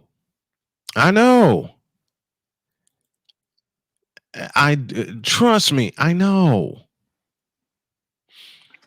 And what is absolutely crazy about all of this is we have back-to-back clinching games for Boston teams coming up. We should have clinched game 5 for last night with the Bruins. And tonight, they switched the ice out for the parquet. And Boston, the Celtics have a chance to clinch against Miami. The Heat. And if they don't, they got to go to Miami. And they got to go to Miami for 6. They should close it. The Boston Celtics should close it out tonight. Period. Well, the problem is, that's what we were saying last night with the Bruins, and look what happened. Yeah, that did happen, didn't it? We were just way too flat. Ugh. Yeah, absolutely. So what do the Boston Bruins have to do to put Toronto away? What do they have to do? Quite simply, come out swinging. Come out swinging in the first period and don't let up. They can't let up. As the old adage goes, put the puck on net. Anything good can happen. That's what Toronto did last night. And they got 2 of them past Swayman, and that's all they needed. That's exactly all they needed. That is all they needed. The Rangers are through to the second round. So is Carolina. And let's do a quick preview of that series while we're waiting on Rod. Rangers, Carolina. Rangers, the top seed. Carolina is the 2 seed, I think. No, check that for me, will you please? Working on this right now. Because I haven't had a chance to look at the standings, and it's my fault. I thought Florida was the top seed, but no, the Rangers are the top seed. Are they not? Let's see. On the east side, I'm looking right now. Mm-hmm. No, I don't need to see that right now. No, it was a stupid ad. I'm trying to take a look. Okay. Editable brackets. Print your brackets. Hang on. Edible? Where is it? Yeah, edit your brackets. For some reason, it came up edible. Right. Let me take a look here. I'm trying to find the rankings right now. Mm-hmm. Nobody seems to. Okay. Let me find it right here. I think this will have it. Let's see. The Panthers were the Atlantic one. Tampa Bay there. Atlantic 2 or 3 was Bruins, Toronto. Rangers were, they won the Metropolitan Division, did they not? Yeah, so I think that put them, for crying out loud, when we have to try to find something, it's just it's just so hard to find it. Yeah, Rangers were Metropolitan 1. Metropolitan 2 was the Carolina Hurricanes. Okay, so they're going old they're going old division finals on us. They're going old school with these. So rename the divisions to what they were. It would be rename the divisions to what they were. All right, real time research here. Why don't we just rename the divisions what they were? Because the way it looks, would be that much easier. Now, the way it looks right now, you know what? Hold up. Okay, East Division, West, that's 1974. You got the Prince of Wales Conference with the Adams and Patrick divisions. Then you had the Clarence Kimball Conference, which is the Western Conference, with the Norris and Smythe divisions. Yeah, and now they got rid of those, and now you have the Norris Trophy. Mm-hmm. And now you got 6 divisions: Atlantic, Northeast, and Southeast, along with Central, Western, and Pacific. I can understand how I can understand how they do it for the geography, for geography's sake, and I get it. But still, and now they're back down to 4 divisions. Rename the divisions, will you please? Keep the travel in mind. But you got the Adams and Patrick divisions in the Wales Conference, and then you got the Campbell Conference with the Norris and Smythe divisions. So applying that, the Norris division champion would be Colorado. I believe I think the Norris champion was Winnipeg. The Central Division champion, I believe, was the Winnipeg Jets. And they got their ass kicked. I want to say the Winnipeg Jets won the Central Division. I believe so. Let's take a look at this. Yeah, let's look. Let me scroll down to the bottom of things here. The Central Division was Dallas. Dallas. There you go. Dallas is the 1 seed. Division champions, the Atlantic Division was the Panthers. Metropolitan Division was the Rangers. And the Rangers were the top seed with 114 points. Panthers were the Hurricanes were second with 100. The Pacific Division winners were Vancouver. Canucks. The Vancouver Canucks over the Edmonton Oilers, who had 104 points. 99 for the Kings. The Golden Knights had 98, and they barely squeaked in the playoffs. but they're even with Dallas at 2 apiece. And that's a series that Jordan and I are going to highlight tomorrow. That's been a fun series to watch. Yeah, it has. It's been a very fun series to watch because instead of it being a home ice advantage, it's a home ice disadvantage. And that's a rare occurrence in the NHL. Very rare. That's a home ice disadvantage, and you don't see that often. No, you don't. You don't see that often, but you're seeing it here in that series. You hear it there in that series. Cole Johnson from the chat. The Rangers won the President's Trophy, so they are the top overall seed in the Stanley Cup playoffs because they had the most points. Yeah. Now, here's a trivia question. Matter of fact, before I reveal said trivia question, who comes out of that Dallas series?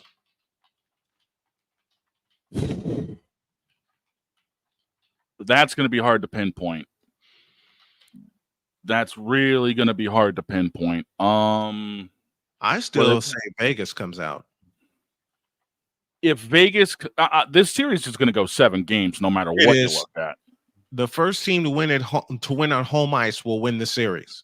Exactly. It has to be. The first team to win on home ice will win the series. Because I thought Vegas was going to sweep them after winning the first 2 in Dallas in dominating fashion, and then the Stars returned the favor, winning 2 in dominating fashion in Vegas. And you just don't win in Vegas. No, you don't. And now tonight, the 7:30 game, Vegas and Dallas inside the Stars home arena. Oh, damn. Here goes my brain again. And that's in Dallas. Yep. Oh, God. Here goes my Cole. Here goes my brain again. And I'm the one. I wanted to do a hockey. I wanted to cover hockey all year. Just couldn't develop the time and couldn't develop a routine to cover hockey. I'm the one drinking Monster here, and my brain ain't functioning that fast. Mine is, and I'm going off a caramel macchiato coffee. So guess what I'm going to do after I get out of here? I'm going to get a second one. Holy shnikes.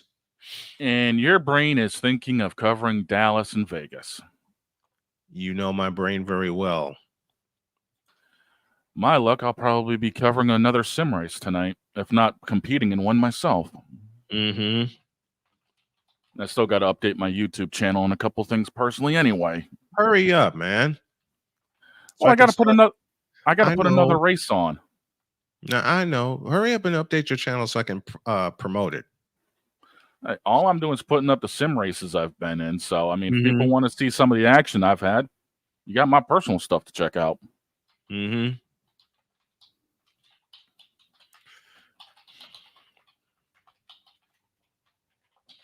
I'm sending a message to a friend of mine. That's why y'all hear me banging away on the keys.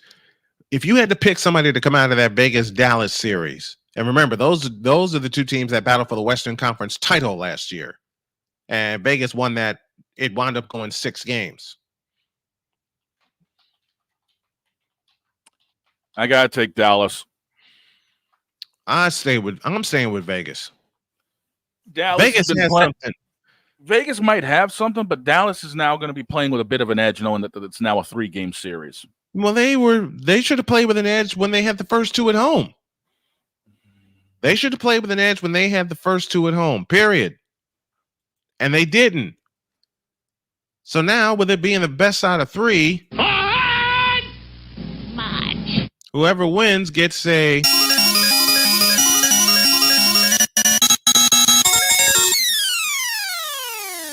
Yes, I went Gallagher for you. What? God, I remember playing that in the arcades.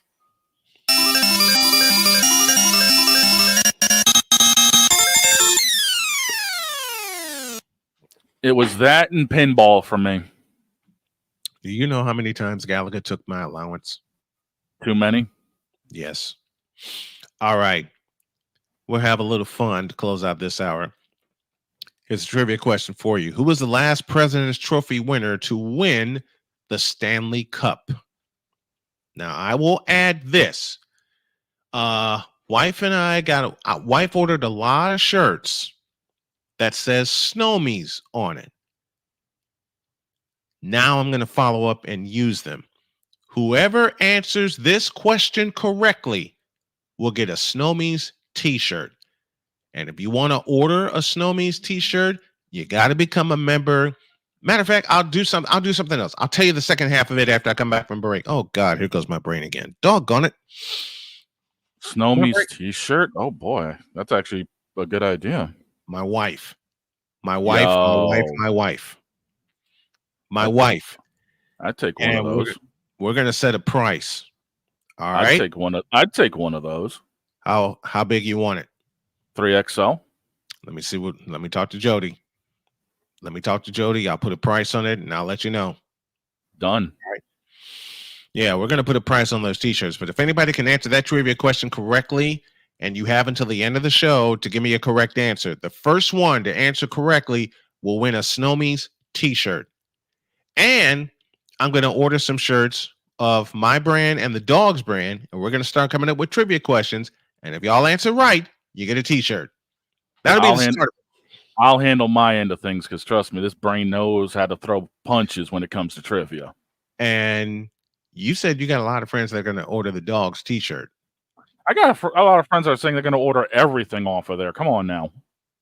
Even my stuff? Dude, they're looking at everything. Believe me. I'll say it again. Even my stuff? Oh, yeah. That's all I need to hear. All right. We'll give you the answer to the trivia question. We'll talk a little video arcades. And then hour 3, you know what time it is. Back after this.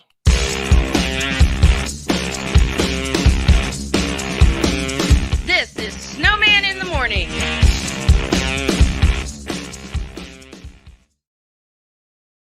This is a BS3 Network presentation. Politics. They'll write the law, but they'll enforce it differently.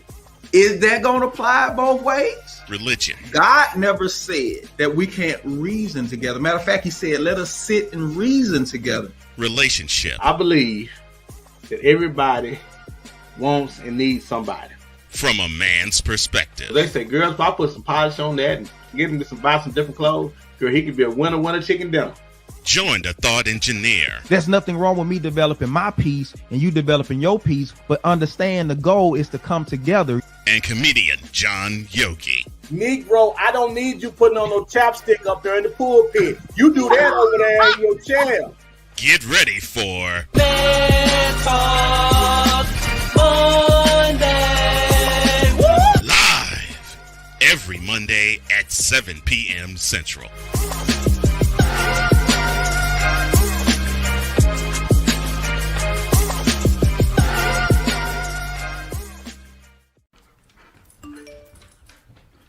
Trisha's having a sleepover tonight. Can I go? I wonder about Lucy's friends. What should I say? I know you're only 10, but one of these days a friend will offer you a drink. And alcohol at your age can lead to so many things. None of them good. So can I go to the sleepover? Lucy, I want you to promise me I something. finished my homework. Bigger promise. If there's any drinking, I want you to say, no thanks, not my thing. Mom. I promise you, your real friends won't care. Deal? Sure. Really? I promise, Mom. They really do hear you. Did you pack your toothbrush? For tips on how to start the talk, visit underagedrinking.samhsa.gov. A public service message from the Substance Abuse and Mental Health Services Administration.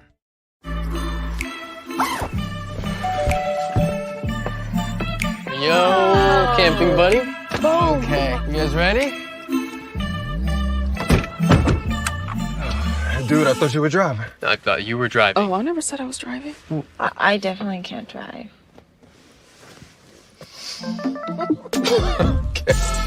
If you're high, just don't drive. It's illegal everywhere. If you feel different, you drive different. When it comes to vaping, the truth can get clouded. So let's make it clear. Vaping is not safe for kids, teens, or young adults. It's just not.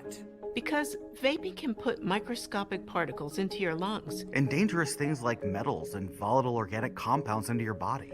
And nicotine, the same highly addictive substance found in regular cigarettes. Nicotine can harm a person's brain development through their mid-20s, affecting learning, memory, attention, and impulse control, and priming the brain for other addictions. Vaping products also come in kid-friendly flavors that can make them appealing to youth. And many kids also use other drugs, like marijuana, in vaping devices. With appealing flavors, high nicotine levels, and lots of promotion on social media, many kids think vaping is harmless, but it's not. So talk to your kids about the risks of vaping, because when you talk, they hear you.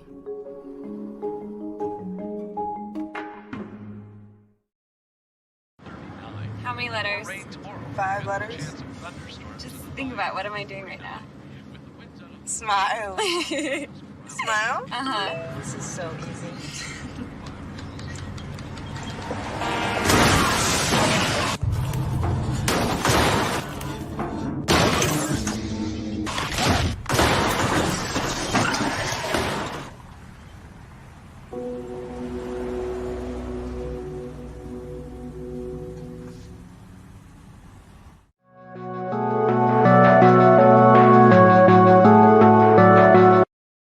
I want to do a TED Talk, but I don't have anything to talk about yet. I'm getting there. Life is for the living. We're not here that long. You can learn anything you want to learn without any money spent. What do I really enjoy? What do I really want out of life? I am your host, WIZE. Are you in a life holding pattern? Well, this is for you. Welcome to the Stuck in My Mind podcast.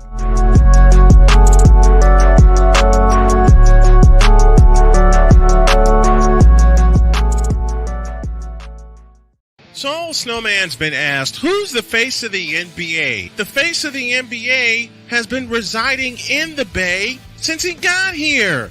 And his name is Wardell Stephen Curry, the only unanimous MVP in NBA history. Take that. Oh, yeah! Welcome back to Snowman in the Morning.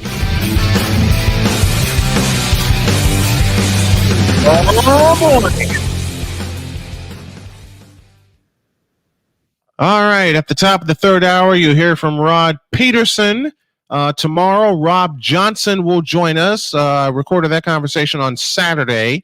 We talked NFL draft when it was in its final stages. So you'll hear that conversation. And then on Thursday, going to repeat a conversation with someone we had on earlier this week. Matter of fact, we had her on yesterday. Amelia Huckelbauer will be a part of our conversation, and man, we had a delightful conversation with her, man. She was amazing. Like I said yesterday, the ties she has with my neck of the woods, I was blown away with. And she said we're going to work with her, man. She I'm flat all out for said it. She I'm flat all out for said it. Dude, I'm all for it. You and me both, partner. She flat out said it. What? I can't wait, man. I know, right? I can't wait for this. And all I said was, if you need an extra voice to narrate a game, never fear, Snowman's here. And she said flat out, we're going to do this. My brain went, what? Dude, how do you think I felt? I know, man. And again, this is coming off of the craziness that has been the prior 48 hours. When our merch hit, I sent it to a couple of people, and they said they're going to spread the word. And oh my God, it's a miracle. I got to be honest, man. It's a miracle that we had Amelia on yesterday. Like I said, Rod Peterson will come at the top of hour 3 with a great conversation I had with him. Taped it yesterday. The Lyle Files will come back on Friday. Chris Bass will join on Friday as well. Man, we got a whole bunch of stuff. Our merchandise has been released, and I gotta get those links as fast as I can and get them up in the chat. Dude, I cannot wait to talk with Chris. Dude, I miss hanging out with him. You'll get your chance. I'm all for it, man. I will say this loud and proud. You'll get your chance. I'm all for it. You will get your chance. How do you like the new set I got back here? Dude, I'm digging that. I am digging that. You know how long it took me to make that? Half hour, 45 minutes? 2.5 minutes. Bruh. That's like me when I'm working on a setup of a race car. I know exactly what I want the feel to be. Adjustment, drive it. Yeah, I'm happy. 2.5 minutes. Quick adjustment. That. And I'm going to be trying different things throughout the week, especially when we get our secret weapon up and going. Oh boy. Because I think I found a solution to a problem that we were going through. I think I may have found a solution. And all I got to say is watch out. I'm going to try two things. Mm-hmm. I'm gonna try two, and we may as well talk shop right here to close the hour. I'm gonna try two things. All right. If the idea that's swimming in my head right now works, then what we're gonna do from here on, unless they're a regular guest, we'll take our guests via phone. Okay. All right. Something just feels better about it. In fact, I got two ideas I'm working on right now. Is that why I see smoke coming off those keyboards? Man, you ain't seen nothing yet. Oh, man, you sound like me when I'm like Bachman Turner Overdrive. You ain't seen nothing yet. Man, you're like me when I'm prepping for a race. We are just banging away. I'm folks, I'm improvising as I go along. I'm improvising. Period. I'm just curious if anyone in the chat's come up with the answer to that question yet. Well, I'll put it up again. Who was the last President's Trophy winner to win the Stanley Cup? And while we're talking shop here, I'll leave the question up. There's a t-shirt hanging in the balance for someone who can answer that question correctly. The first person who can answer that question correctly will win a Snowmies t-shirt. And I'm going to have him here. Matter of fact, what I'm going to do beginning tomorrow is just have him here. All right. And my wife, God love her, she came up with the idea. Wise El Jefe. Good morning. How are you doing, Wise? Wise, my man. I love you, man, but screw New York. Stop. Yo, on a serious note, that podcast stuck in my mind. Wonderful. Masterful. Just freaking masterful. I've seen it grow. Wise, one of these days, Wise, you and I need to have a talk. One of these days, and Wise got it. Oh. Wise got the answer. Who was the last President's Trophy winner to win the Stanley Cup? Chicago Blackhawks, 2013. In that remember, it was a shortened season because of the NHL lockout. It was a shortened season.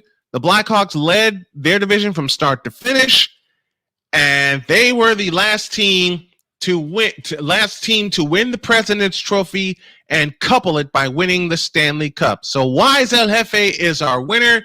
Wise, I need you to drop me your t-shirt size. We're gonna do this every day, folks. We're gonna do this. We're gonna do this every day. I'm gonna have a banger of one when my time comes around. You know what I want to do eventually? What's that? Get to the point where we're helping people with money. I want to get to that point within a year. Man, I got plans of making $1 million in a year. As soon as this takes off, we do that. We help people. I want to use this platform. This platform, I know it's going to help me and my family, and it's going to help the dog. But we want to help people. Oh, yeah. He said until this year when the Rangers win the cup. Prove it. And put this up here. So I see now I'm going to have to move the I'm gonna have to move the IDs up a little bit. Mhm. But we're gonna get some practice, and I'm gonna do it using our secret weapon. Mhm. So I will talk to you off. I will talk to you off the air. But Wise, you got the correct answer. Wise is the first winner of our trivia challenge. It was the Chicago Blackhawks who were the last President's Trophy winning team to win the Stanley Cup. So congratulations to Wise El Jefe. I want to get more winners. I want to have more winners. I want to give away more things. And at the same time, you know what? Let me find it. Hey, like I said, I've already got a banger of a question for the next time I open the garage. I can't wait. You're gonna love this, and I'm gonna give everybody a little sneak preview right now. Mhm. What month are we in? May. What two races are huge in the month of May for IndyCar and NASCAR? Indy 500 Yep. and Coke 600. Think about that for a minute before I open the garage next time around. Well, if you all want to help the Snowman out and help our journey, you can do it right here. snowmanmultimedia.net/tips. That's snowmanmultimedia.net/tips. And it's probably going to be a website change coming up, but I'm going to make sure that this is up as well. Leave a tip for us so we can help the station grow, so we can help the show grow, and everything like that. 3 minutes before the top of the hour, 3 minutes before we see the great Rod Peterson. So we're going to take a break. Oh, by the way, what other video games did you play the most? I was a huge NES player, so things like RBI Baseball. There's a throwback for everybody. RBI Baseball. I also had a Sega Genesis, so Sonic was huge on my list. Man, dude, preach. I remember. Okay, I go as far back with the Sega Genesis as one of the original college football games. Sega. So I go that far back when it comes down to things. Yeah, buddy. So I'm talking, like I said, Mario. I'm talking RBI Baseball. Sonic. I'm the college football, Pearl Jam, stuff like that. Yes. My racing days started like everyone else. Gran Turismo. Yep, Gran Turismo. Can't go wrong with that. Nope. I grew up off of that. The NASCAR Thunder Series hit in 2002. Played that. And then, well, it's evolved to where I am now broadcasting races. I never thought I'd say that. Sure you did. Your little brain said that because that's a dream of yours. That's been a dream of yours as long as I've known you. And I've known you, what, 11 years now? Yeah. Thank you, Dark Knight, for that one. Yep, 11 years. 11 years ago, Shaden and I met. And we've been brothers since then. 8 years ago, I met Cole Johnson. We've been brothers since then. I met Victor at Chicago State in 2000. 24 years, man. James McCallum, who was one of my business advisors, along with my wife, was a classmate of mine in grammar school. 4 decades of friendships. The point being, when I make friends, I keep them. Grand Prix for me, says Wise El Jefe. I love it. I remember Grand Prix. That was a stand-up in the arcades, dude. Yeah, it was. Yeah, well, for me, I loved arcades. So Pac-Man, Galaga, the original Mario Brothers, Donkey Kong, tons of pinball. Pinball was my death sentence whenever I had an allowance. Pinball was mine, but I'll tell you the first actual quote-unquote simulator I jumped in for when it came to racing was hard driving. I love it. I discovered hard driving in North Carolina. And yes, Outrun. Yes. You know what? For the first driving game for me, because I'm an old fart, the first driving game for me was Pole Position. Oh my God! If that's not a throwback and a half. I mastered Pole Position. So what do? They come out with Pole Position 2, 1983, with 4 different tracks. The Fuji, the Test Track, the Suzuka, and the Seaside. I hated the Suzuka. I hated the Seaside even more, but somehow I conquered him. Dude, Suzuka to this day is technical still. The Suzuka requires skill. It does, even now. When they pulled that out of their ass for pole position 2, and everybody kept trying the Suzuka, it was crazy. And Seaside reminded me a lot of the actual track Monaco. Man, the Seaside is a circular version of the Fuji, except with a lot of hairpin turns. Well, like I said, it reminded me a lot of what Monaco is now, because that's right on the Mediterranean harbor. Yep. How about another throwback? How about another throwback for you? Daytona, USA. Oh boy. How about another throwback? Cruising. Oh my God, yes. Yes. Ivan Stewart's off-road adventure. Yeah. Oh my God. You know what? I was at Northeast Missouri State University, and I took a walk from my dorm to a local gas station. Now, this was 1991 when gas was like $1 a gallon. I remember those days. This was 1991. And I saw Ivan Stewart's off-road racing and got hooked. See, this was back in the days, 1991, when they have gas stations that had video games in it. Mm-hmm. And they had local stores like in Missouri where I was, or back home in Chicago, they had video games in it, like way in the back. And they had a simple rule: make a purchase, you can play. Yep. So even if I came in with and there was a store in my neighborhood in Chicago called Frank's. Every sweet treat you can think of was in that bad boy. Every sweet treat you can think of, including the lemon cookies, the strawberry cookies that came. I know what you're talking about. 10 cookies for a dime in a plastic bag that was open. About that big. About that big. About that big. If you had a dime, they didn't care about the tax. If you had a dime, they wiped the 2 cents tax off. Because they know kids came in with short change. Yeah. And they just buy a lot of cookies. Bought the hell out of those cookies, man. And then they ended up gaming. Oh my God. Me and Super Pac-Man had a love-hate relationship. Sounds like me and NBA Jam. Welcome to it. We got to have a conversation about NBA Jam, and we got to do it tomorrow. Oh, I'm in. We got to do it tomorrow. That's our fun conversation for tomorrow. Got to take care of business here. When I mentioned the Blackhawks being the last President's Trophy team to win the Stanley Cup, the Western Conference Finals, Game 5, our call of the day goes back to 2013 in the United Center. I used to do a radio show with a friend up in Grand Harbor, Michigan. She hated that song. And that was back when Patrick Kane was lethal. Man, look. This Blackhawks team may have finished last in the Central Division with 52 points, but I guarantee you, within 3 years, they will be competing for another Stanley Cup.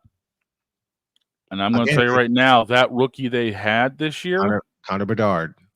Bedard is going to be a force now that he's got a little bit of age underneath those skates of his. Connor Bedard equals an early Jonathan Toews. Easily. And anybody that remembers how Jonathan Toews and Patrick Kane grew, all you got to do is give Bedard a skating mate. Yeah. Give him a skating mate like you had Patrick Kane for Jonathan Toews. And it's over. They're going to be competing for another Stanley Cup. Before we go to a break, do me a favor, folks. Leave us a tip. snowmanmultimedia.net/tips. snowmanmultimedia.net/tips. And I'm going to have to get that up here somehow. Rod Peterson is next. And then you know how we're going to close out the Wednesday episode. Back in a flash.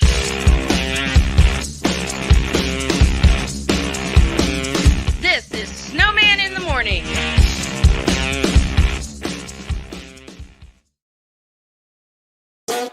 The original Think Drink is back.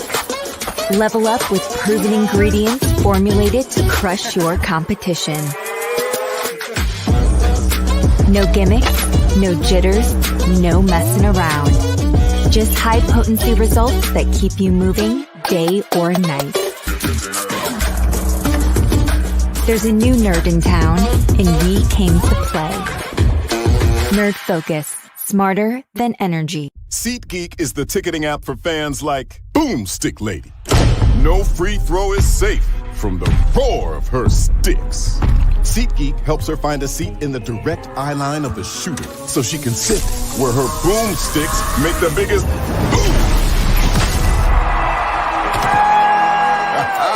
Everybody okay? SeatGeek handles the tickets to sports, concerts, and more, so fans can fan. Are you waking up in the morning with a sore jaw, headaches, maybe even ringing in your ears, all because you're grinding and clenching your teeth at night? That's exactly what was going on with me. That's when I found this, the Brux Night Guard. Now, the Brux Night Guard redirects the bite force away from the back teeth, reducing jaw pain while still protecting the teeth. This unique design is what makes Brux Night Guard different from all other traditional grind guards. Go to BruxNightGuard.com and order yours today. Hey everyone, I'm joined by my old friend, Mr. Ellis Williams, AKA Mr. Biggs. You called me and you told me, you said, man, I got CarShield and it worked. What made you get it? I have this old SUV and I know the manufacturer warranty is about to run out. I don't want to get stuck with expensive car repairs. Right. So I gave CarShield a call. Coverage was very affordable and there was no long-term contract. A few months after that, transmission went on my car. I took it to my mechanic, they called CarShield and saved my family and I $2,400. CarShield is America's #1 auto protection company. Their administrators have paid out over $1 billion in claims and cover most vehicles from 5,000 to 150,000 miles. You'll receive 24/7 roadside assistance, courtesy towing, rental reimbursement at no additional charge. Give CarShield a call today before it's too late. Remember, CarShield cars go farther. Protect yourself now against expensive auto repair bills. Call 800-513-9263.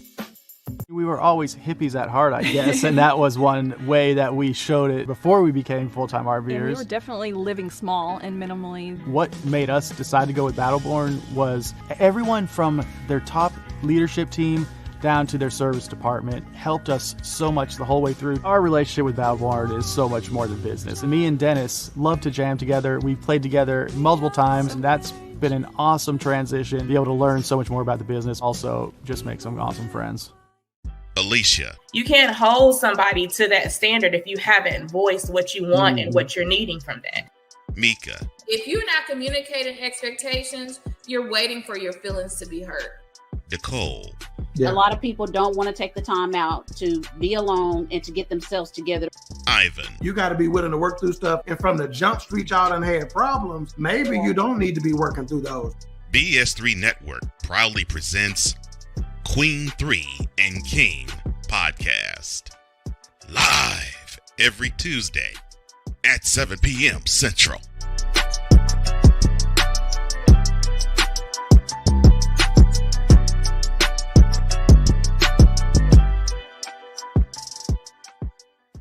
During bad weather, driving can become downright dangerous. What's your emergency, please? Trust Battle Vision Storm, the revolutionary glare reduction glasses that turn your sight bright during bad weather at night or during the day. Watch your ordinary vision become extraordinary. Battle Vision Storm uses light-optimizing lenses that block blue rays so you see clearly in heavy rain at night or blinding snow during the day.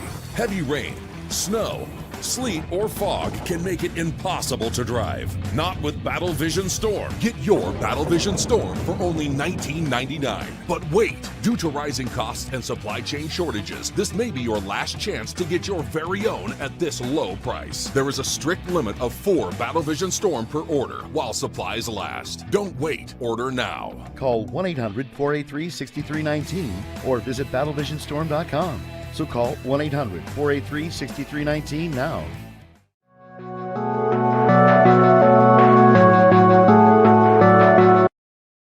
I want want to do a TED Talk, but I don't have anything to talk about yet. I'm getting there. Life is for the living. We're not here that long. You can learn anything you want to learn without any money spent. What do I really enjoy? What do I really want out of life? I am your host, WIZE. Are you in a life holding pattern? Well, this is for you. Welcome to the Stuck in My Mind podcast.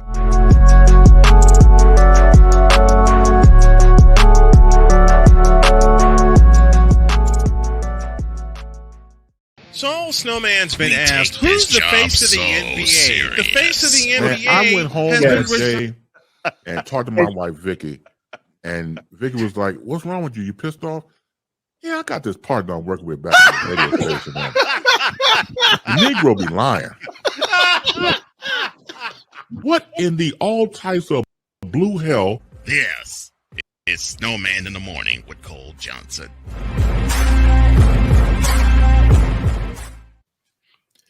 Since the day I met my next guest 4 years ago, I have been a faithful watcher of his show, he of mine.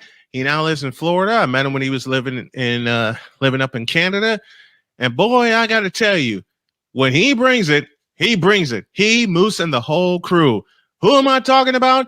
I'm talking about my brother, Rod Peterson, the one and only. Rod, how are you, man? What's up, dude? What are we talking about? What specifically did I bring that tickled your fancy? I don't know. It was just your style.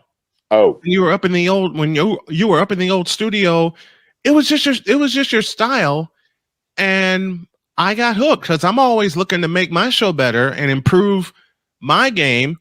And then I see you, and it's like I can identify with this guy. and it's the agenda is no agenda. You bring the truth, and I love it. Yeah, to our own peril from time to time, I guess. But. Yes.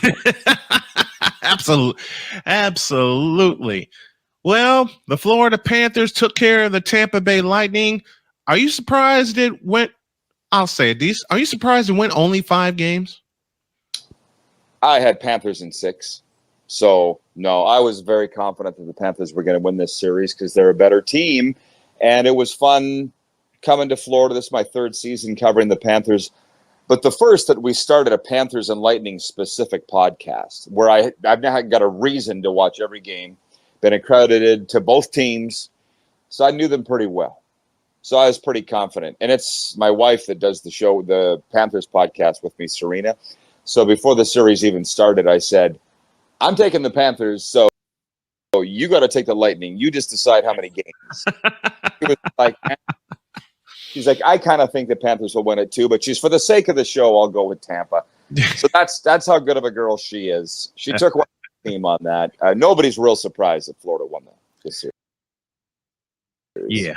Yeah, I'm not surprised either. They've had this momentum since they wiped out a 3-1 deficit against Boston last year, came all the way back to win that, got all the way to the Stanley Cup final, and now this year they win their division. They roll through. They roll through Tampa. What's next? What's next for these Roaring Cats? Well, as we sit here, I'm all excited to watch the Toronto-Boston game because whoever wins that series will play Florida in the next round. So I put a poll up. We have an Instagram account, Cats and Bolts Podcast. I said, who would you rather play? And 75% of them said the Leafs and that grease fire that is Toronto, which you'd think they'd be motivated every year, but Boston's extra motivated too after the biggest choke in NHL history last year in the playoffs. So either way, it's not going to be easy, Snowman. You know that. You get into the playoffs, whatever the league. It's not like the regular season where you need to play. Like I know you like hockey and you're a Blackhawk fan. It's not like where you need to play your backup goalie every 7th game or you're rotating players. You're experimenting with lines and combination. No. Who you play is who you play, who you put out there. You play your number 1 goalie every night. It's not the same. You know, this is big boy hockey, big boy sports right now. It is. And the series that attests to that, the Dallas Stars and the Vegas Golden Knights. Vegas rolled into Dallas and rolled out with a 2-0 lead. And the Stars says, oh, yeah, we got you. Now that series is even at 2, and it's a best 2 out of 3 series with these two teams. Would you normally be following hockey this much, or is it just because you got me on your show, Snowman? I follow hockey, period.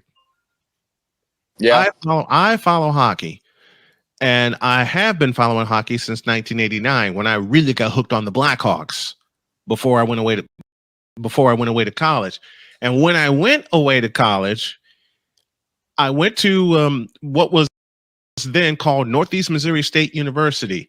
Me being from Chicago, big time Blackhawk fan. Who am I surrounded by? A bunch of Blues fans. Yeah. What were you taking there? I was studying computer science for a while. Then I just lost my love for it. I came back home to Chicago and I enrolled at Chicago State, and I thought, okay, I'll discover my love for it again. It never came back. So in 1992, I switched my major to speech and theater, and that's where I fell in love with the sportscasting. I always have, since I listened to Bulls games at a young age. But hearing Pat Foley call hockey games, I was hooked. I was hooked. I'm hoping next year by virtual play-by-play, just to give me some practice, I can do a full season. And I called my first game in 1995, and I knew that's what I wanted to do. Wow, isn't that amazing? And you remember Dale Talon? Yes, I do. Pat Foley and Dale Talon. They were my favorite hockey broadcasters. I love them. Dale's gotten to be one of our closest friends down here in South Florida. He was the general manager of the Panthers for a decade. So anyways, obviously hockey is our number one sport, and in Canada, it's largely the only one. Mm-hmm. But I got my eye on the Vegas a lot, that series. My dad worked for Dallas for 26 years. So like I wouldn't spend a day cheering for them now, but I got a pretty good idea of what that franchise is all about.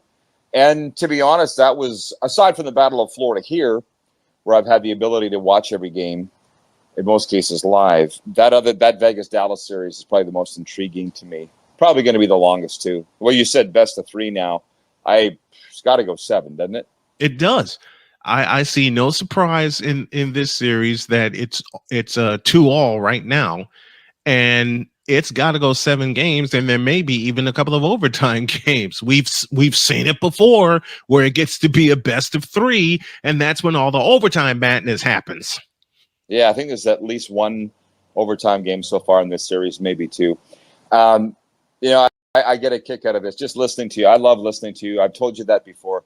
Your voice is fantastic, and you're not afraid, like me, to go out on a limb too, which with those 2 combinations, you got a great broadcaster. And I was listening to an NHL broadcast the other night. I'm not going to say which one. Was it on my app or why? Maybe it came in on my radio, satellite radio. I can't remember, but I was like, oh my God, this is so bad. And it wasn't play-by-play. It was somebody they had on in the intermission. Mm-hmm. And I'm like, my first radio station was Weyburn, Saskatchewan. Tiny Weyburn, Saskatchewan. Country favorites, 1190 CFSL. Weyburn. We wouldn't let this person on the air in Weyburn. And to be honest, in my voice in my head was like, Rod, when you started, you sounded like that. I'm like, yeah, in Weyburn, on week. But I was a high school student, not in this biggest market. Oh my God, dude. Yeah, just thought I'd throw that in there. When I do my virtual play-by-play, that's what I'm doing now as I continue to heal from my health problems. I hear these guys either on the radio or on YouTube, as a matter of fact, and my God, they are awful. It's like you want to pull them aside and go, look, you got to keep this in mind and this in mind, but yikes. That's all I can say, man, about some of these guys that pop up lately. And the strange thing is they get all the support without like 1 day of blood, sweat, and tears putting into this. Yeah, that's the thing that I've been able to let go. It's not right. It used to bother me, but it doesn't anymore. It is what it is. I had a great run. And the flip side is you got to mete out or what should I say? Separate the hate there was a guy on Facebook last night ripping the hell out of my buddy, the Panthers public address announcer, Andrew Ember. And the guy said, who is this hot garbage puking into the mic? This is somebody that I know on the West Coast. Facebook saying how awful the Panthers announcer was. And to be honest, I was thinking of saying, that's my friend Andrew Ember, you jack off. But you know what? I'm just going to unfriend him. I guess I'm not any better because I came on here saying I listened to this major market broadcast and the announcer was just so bad. I'm no better than the other guy, but it's something else, man, isn't it? It's crazy how doing play-by-play has changed, and I'm learning like you to separate the hate. But being in it for almost 3 decades and hearing some of the best and some of the worst and some in the middle and having done it, sometimes I just can't help it. But now I have to. And my wife Jody has told me the same thing. She said you can't concentrate on that or you'll lose yourself in the process. She also told me, you know what? Snowman is your brand. Go with it. She gave me that advice while we were still in North Carolina. And she reminds me of that on a daily basis. And she and I have plans of putting a podcast together. Yeah. Well, you got a good one there. I told you that. But it's interesting. At the end of the day, calling a game aside, it ain't that hard. You and I have called it for various sports. Being entertaining is a different story. And today, the power went out here at our house. Oh, goodness. Middle of the show. They're doing work in the street in front of us, and I'm like, just praying that one day they wouldn't cut a power line while we were on the air. Well, today was the day. And that's not even the reason I bring this story up. So we filled like 40 minutes off my cell phone video. I had Matthew Barnaby come on, the former Blackhawk, Buffalo Sabre pest.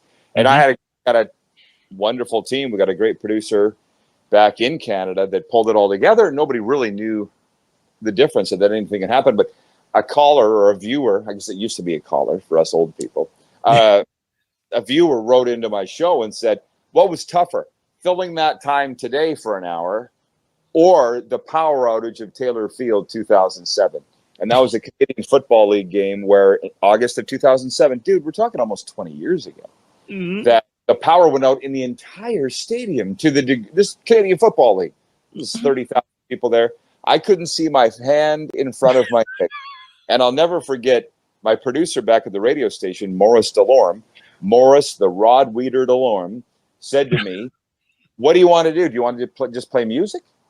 And I was like, no, we got to keep these people updated. There's 30,000 people here. We're in a storm. We're in a blackout. They're listening. They need the information. And I had a BlackBerry. So I dialed in and did an hour on the BlackBerry of this broadcast on province-wide radio. So I said to the guy, I had to think about it for a second. Then I thought that was tougher because it was just me and Morris, no commercials for 59 minutes. Today I had a whole team of people running together. So neither is ideal, Snowman. I'm sure you've had moments. You spend any time in broadcasting, you have crises like that.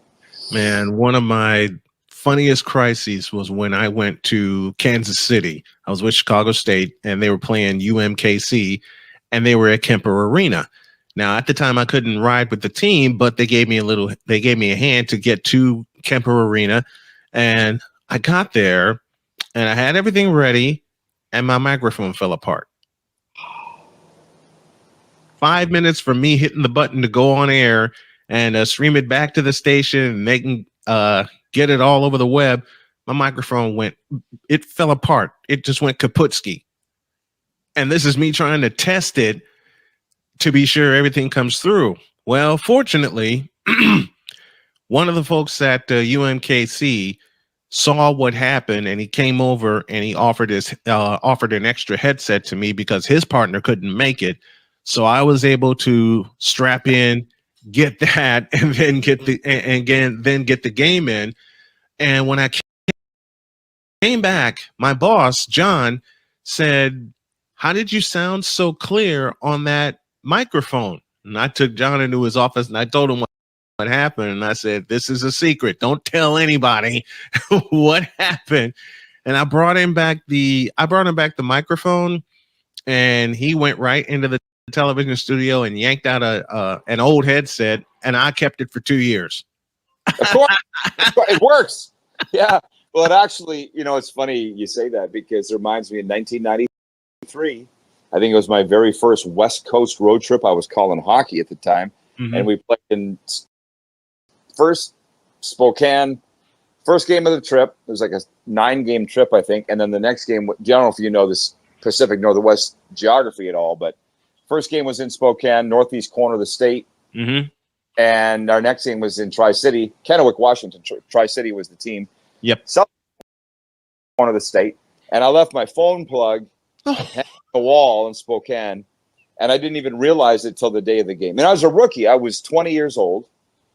And this is how times have changed, Brian. Now, again, I'm not in the play-by-play game anymore, but it was all hands on deck the morning of the game, everybody figuring out how the hell they were going to get me this cord, because it was a specially jigged one by our engineer. You know how they like to do. Yes. You couldn't just go to Radio Shack and buy one. Mm-hmm. So anyways, they found a Greyhound bus going from Spokane to Tri-City at this time, and you got to go pick it up at the bus station. And I did it, and we got on the air. And when we got back weeks later into Prince Albert, was where I was living, Prince Albert, Saskatchewan, I said to the engineer, we're never going to have a specially rigged hybrid board ever again. Right? I need everything available at Radio Shack, so we don't have to go through this panic again. And that's the way it went from that point on. Man, Radio Shack saved me so many times in my 14 years at Chicago State. Well, we were playing Valparaiso one year, and I didn't have a connector that went from a 1/4 inch to an 1/8 inch. In fact, all those fell apart. And John was panicking, going, what do we do? And I said, let me run to Radio Shack and see what I can find. Show me what you need. He showed me what he needed. And he said, we're going to need 4 of them. So, and I wasn't driving at the time. So I hopped the bus from Chicago State, raced up west to Radio Shack, and I showed him what was needed. He ran to the back, got me 4 of them. Matter of fact, he gave me 10 of them, and he said, just in case any of these fall apart. And I said, I don't think I have enough money for 10 of them. And he said, you pay me for 5 of them, I'll give you 5 of them on the house. So that's what I did. And luckily, bus was coming. I was able to get to the corner, and I'm wearing a shirt and tie because I was calling the game. Of course. I was wearing a shirt and tie. So I get the bus, fly back to campus, race into John's office. I drop everything off. I get the connectors, race over to the arena, get everything set up. And with 1 minute to spare before we had to push the button for the pregame show, we were ready to go. And my partner said, how did you do this? I'll tell you later. Let's go. Honestly, it literally takes years off your life. And one thing that I've realized, and I apologize, Snowman, that I've completely hijacked the program. You're one of my best friends, man. Don't apologize. Well, I love the stories. And one thing I've learned is the audience really loves these types of stories. Yes, absolutely they do. But one thing that I realized, because through various maladies and things in my life, I've become a professional mental health and addiction recovery coach. And what I realized is we think our stress in every industry that we're in is the most important stress, and we're the only ones that have stress. You know what I mean? And that's not, what we're going through is nothing compared to what a fireman's going through or a soldier's going through or whatever. But it's important to us. But my point is this. That's why I'm sitting here in Florida, amongst all these people that are old as dirt. And I'd like to be retired, but I'm not retired. But I'm like, these stressful stories we're talking about, I'm just over it. I've been doing it for years. And I started it in 1988. I'm over it. I know. I know. But when I was growing up, I used to have a chance to watch Bulls games, but then I had to go to school the next day. Of course, it was a school night, and the Bulls were playing the Milwaukee Bucks in the playoffs. It's 1985. I turned on the radio, and I heard Jim Durham's voice, and I said, I want to do that. And I'll give you the best one. Before we're coming up on a break, but I'll give you the best one. 2002, I had to cover a high school game with two of the top 5 teams in the state. It was Brother Rice and it was St. Rita. It was not only two of the top 5 teams in the state, it was a Catholic League game, and it was for first place in the Red Division.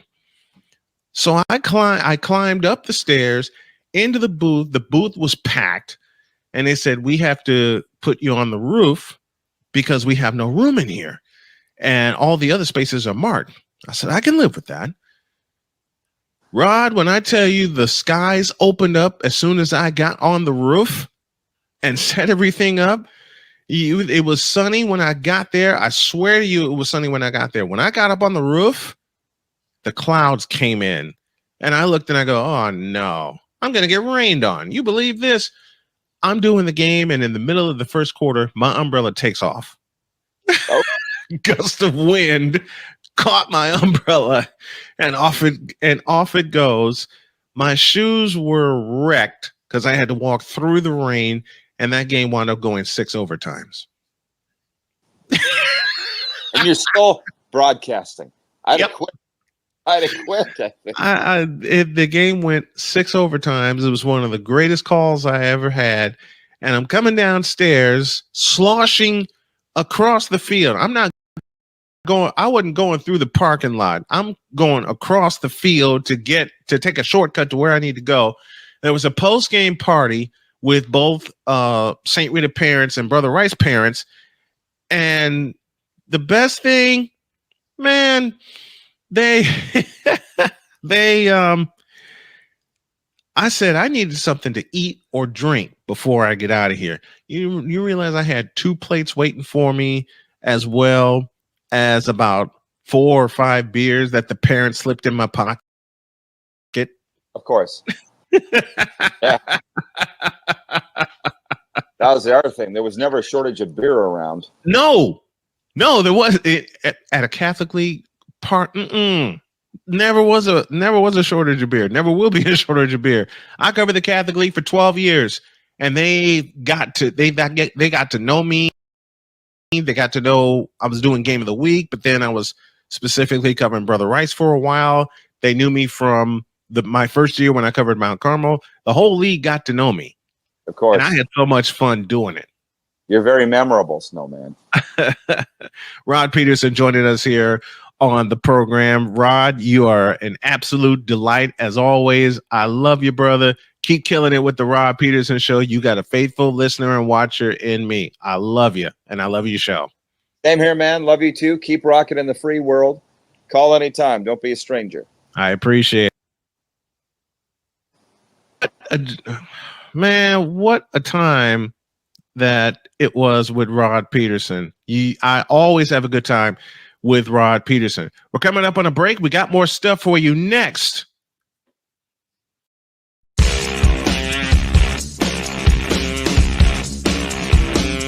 This is Snowman in the Morning.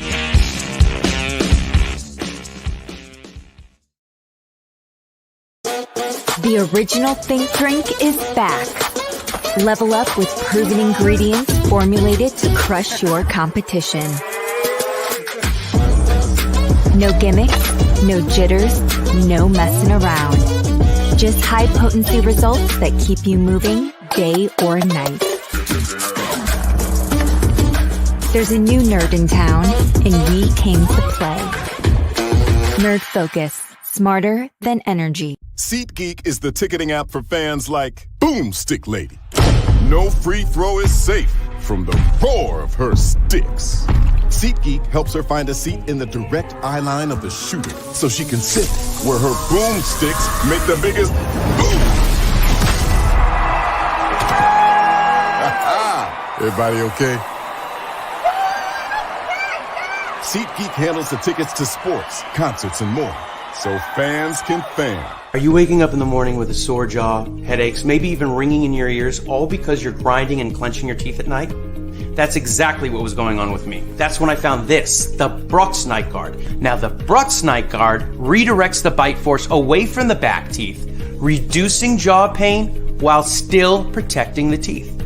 This unique design is what makes Brux Night Guard different from all other traditional grind guards. Go to BruxNightGuard.com and order yours today.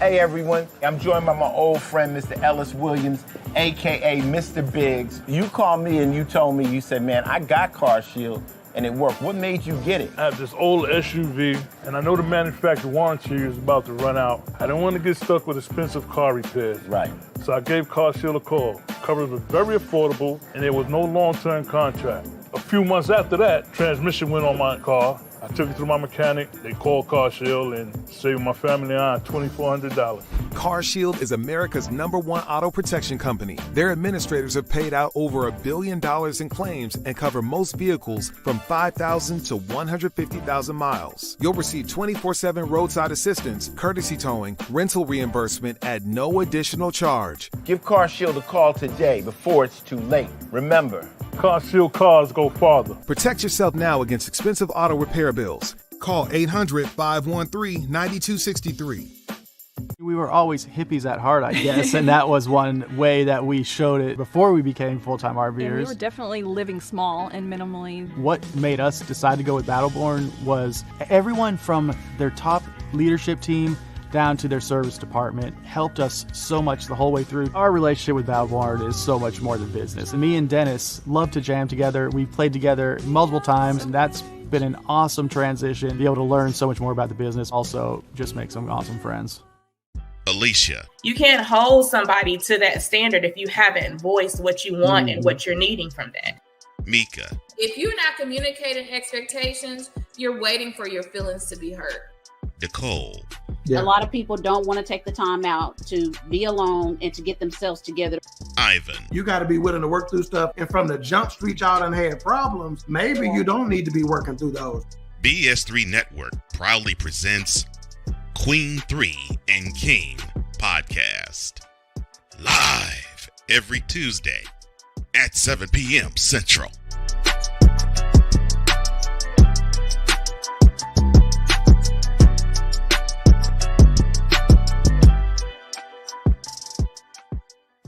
During bad weather, driving can become downright dangerous. What's your emergency, please? Trust Battle Vision Storm, the revolutionary glare reduction glasses that turn your sight bright during bad weather at night or during the day. Watch your ordinary vision become extraordinary. Battle Vision Storm uses light optimizing lenses that block blue rays so you see clearly in heavy rain at night or blinding snow during the day. Heavy rain, snow, sleet, or fog can make it impossible to drive. Not with Battle Vision Storm. Get your Battle Vision Storm for only $19.99. But wait, due to rising costs and supply chain shortages, this may be your last chance to get your very own at this low price. There is a strict limit of 4 Battle Vision Storm per order while supplies last. Don't wait, order now. Call 1-800-483-6319 or visit battlevisionstorm.com. So call 1-800-483-6319 now.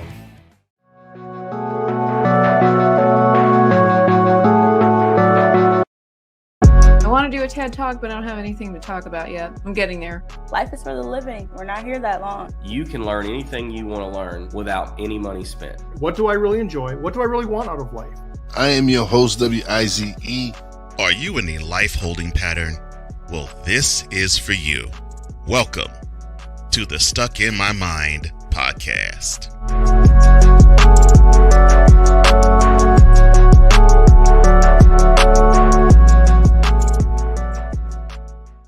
So, Snowman's been asked, who's the face of the NBA? The face of the NBA has been residing in the Bay since he got here. And his name is Wardell Stephen Curry, the only unanimous MVP in NBA history. Take that. Oh, yeah! Welcome back to Snowman in the Morning.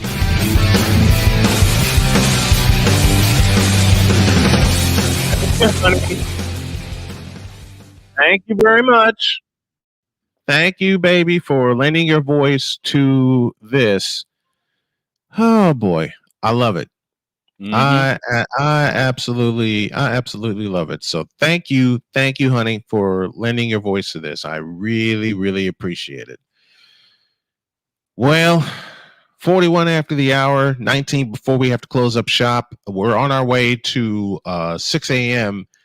in about 4 weeks' time. About 4 weeks' time. Well, there's something we got to do. Do we have to? Yes. Crap. No. All right, Snowman. Give me the heartbeat. In a world where partial greatness is celebrated and total greatness is shunned, there stands to be a figure on the lips of those who love him and those who hate him.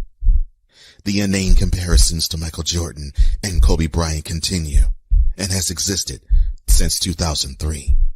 There is no end in sight, for the battle between those who unconditionally love and unconditionally hate him wages on. These are their stories. Welcome to the Bronzexual Confessions.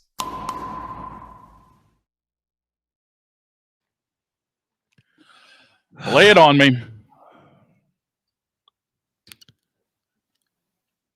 Give me this camera.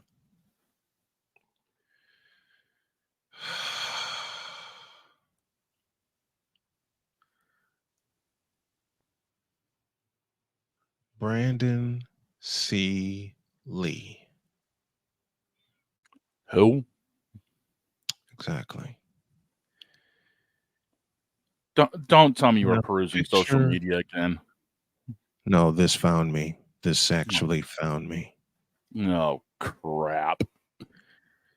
He puts a picture up that says the NBA states that LeBron has more NBA accolades than Jordan and Kareem combined. And then this stupid, give me this button. And then, not that one, give me this button. This stupid fucking idiot decides to couple it with, quote, the narrative by Jordan fans and LeBron haters that Michael Jordan has more accolades has been proven false by the NBA. Take time to go to the website to verify. LeBron has more accolades than Kareem and Jordan combined. LeBron is clearly the GOAT. Close quote.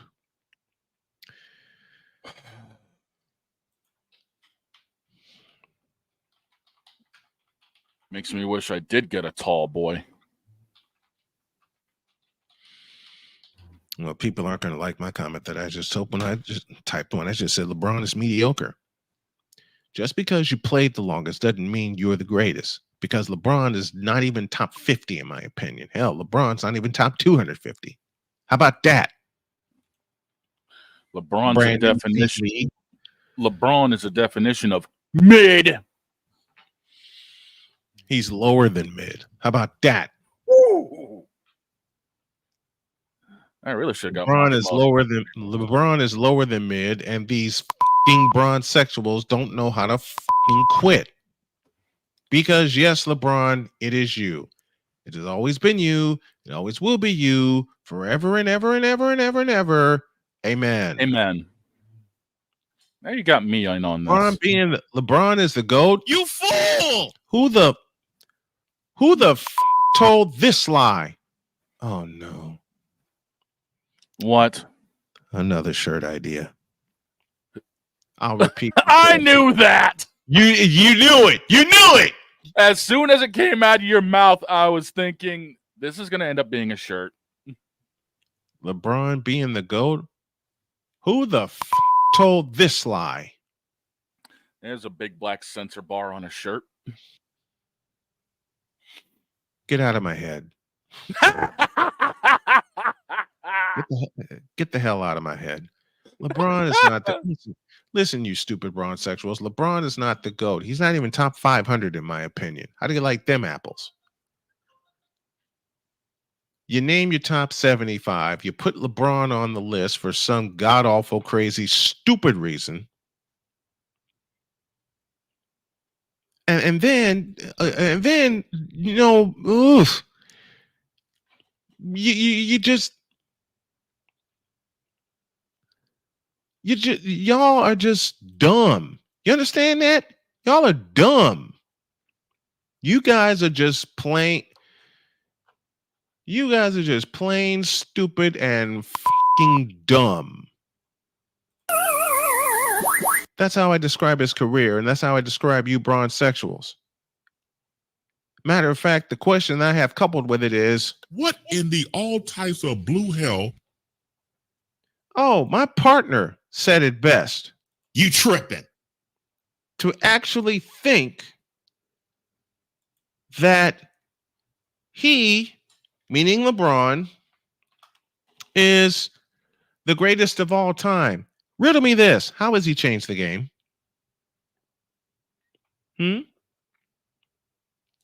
Riddle me this. How has he influenced the game? How about this one? How has he revolutionized the game? You can't answer that one, can you? You can't answer that, can you? I tell you bronsexuals all the time. Stay off the weed. But you say, No.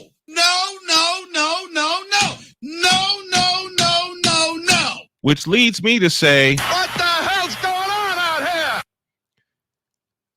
Listen, bronsexuals, the day that LeBron finally decides to hang it up and the Lakers are gonna draft Bronny.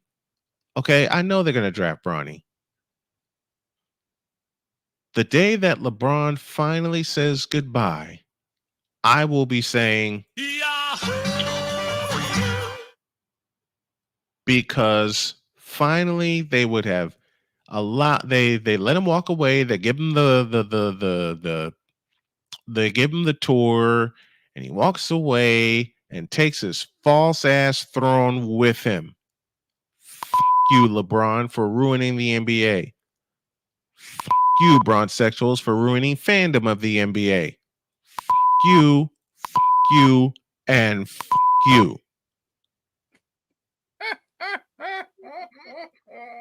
Are you laughing at me again? These rants, dude. I mean, they end up. These are shorts in their own right, man. I had someone. I was in a group last year. Yeah, last year. When I called someone out on their journalistic integrity, he decided to unfriend me, which tells me I wasn't lying. He did like 3 different videos about me. I haven't checked his channel in about a year. I'll probably do it just for shits and giggles. But this fool, this idiotic, slanted, fish-eyed fool, his buddy decided to say to me, "We know Michael's the greatest. You just need to acknowledge LeBron as number 2 all time." My response to that, a whole lot of you. There's a shirt. Oh boy. You know what? Get out of my head, because I'm thinking get the hell out of my head. And you know I'm gonna make that happen. You know this. You know I'm gonna make that happen.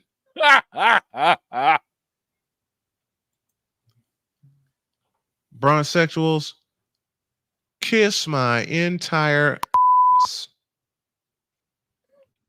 You stupid fucking idiots. I'll say it again, and y'all better hear me carefully. LeBron's not even top 500 when it comes to NBA history. He's done nothing to change history. He's done nothing to influence history. He's done nothing to revolutionize the game. Nuff and ing. Riddle me this. What has LeBron done to revolutionize the game? What's the answer? Nothing. How about that?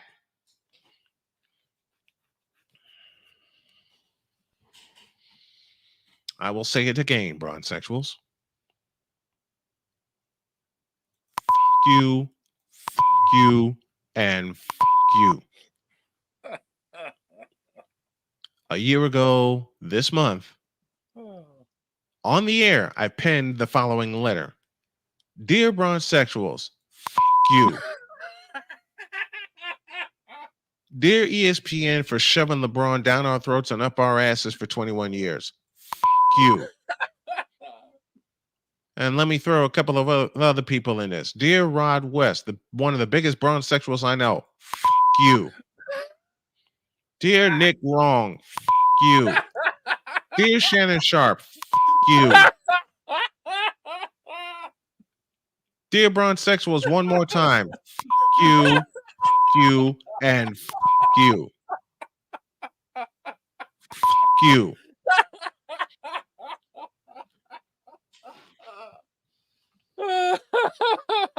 God, here we go again.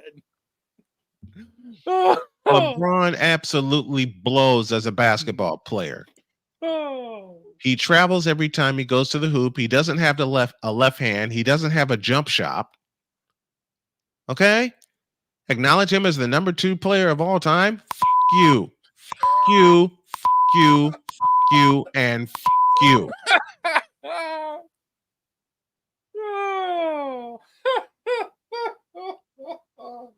Did you fall out of your chair again? No, but I had to relock it. Understood. He had to relock it because I gave these Bronsexuals a Tiger uppercut. And I asked them, what in the all types of blue hell? Because they love coming to me, a fan of Michael Jordan, Magic Johnson, Larry Bird, and saying, oh, you're too old. You need to get with the times. And they couple it with, I'm the juggernaut, bitch! Wrong answer, Bronsexuals. I'm the juggernaut, bitch!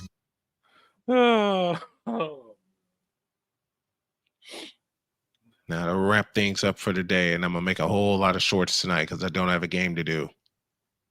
Dear Bronsexuals, you.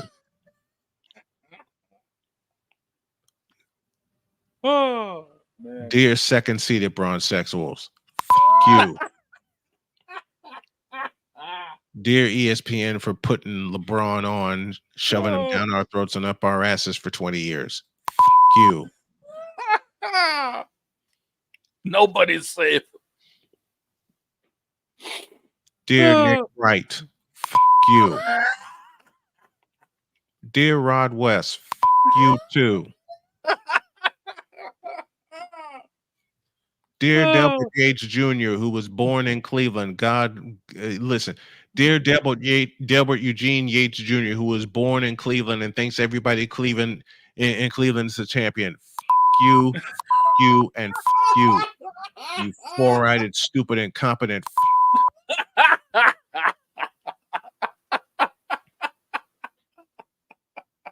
You four-eyed, stupid, incompetent.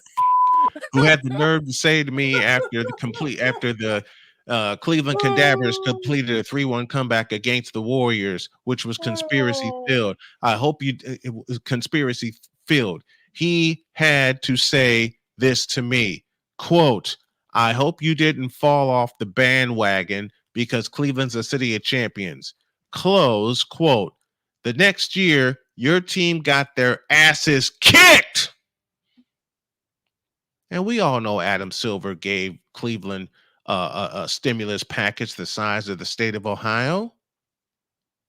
We know that. But people don't want to acknowledge that. You know why they don't want to acknowledge that? Because they're so great and wrong in thinking, hey, LeBron came back from a 3-1 deficit. No, he did not. Adam Silver did. Because if Adam Silver followed the letter of the law, he would have suspended Draymond Green during the Western Conference Finals.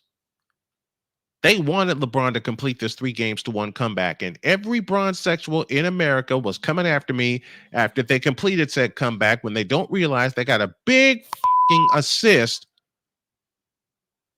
from Adam Silver, who's a pussy.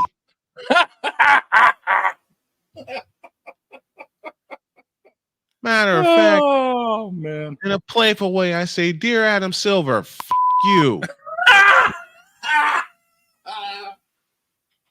Oh man. Like I said, in a playful way, I say, "Dear Adam Silver, f you." Dear bronzexuals, f you, and f you. I'll say it again. Dear bronzexuals, f you, and f you. Oh God! Oh God! Now this. This moment of bronzexual stupidity is brought to you by Hooked on Bronix. When you start talking like an idiotic bronzexual, Hooked on Bronix can set you right.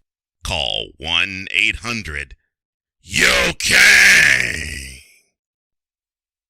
Real LJPN. Now approve all this. Oh, damn. One final time for those of us in the back seats at the old Capitol Center or at the old Boston Garden for my buddy, the big dog. Dear bronzexuals, f you. Dear Rod West, one of the biggest bronzexuals I know, f you.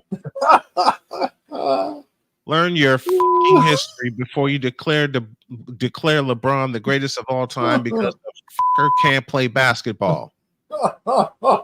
Period. And you stupid f***ers don't bother to look at the game. You just look at the highlights and you go, "Oh, wow, he did this." F you. F you, bronzexuals. You, and you.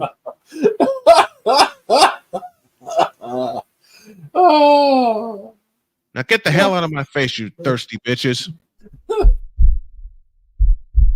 In a world where logic and sense flies completely out the window, while purple and yellow glasses are donned, rises a figure who encourages ridiculous, undying loyalty. Good Lord, I'm about to throw up. This has been yet another installment of The Bronzexual Confessions. We gotta go. Have a great day. God bless. Remember to make your next move your best move. And always remember, if your dreams don't scare you, they're simply not big enough. Dream big, do bigger. We are, and we hope y'all are too. Oh, and dear bronzexuals, you. We're out of here. See you tomorrow.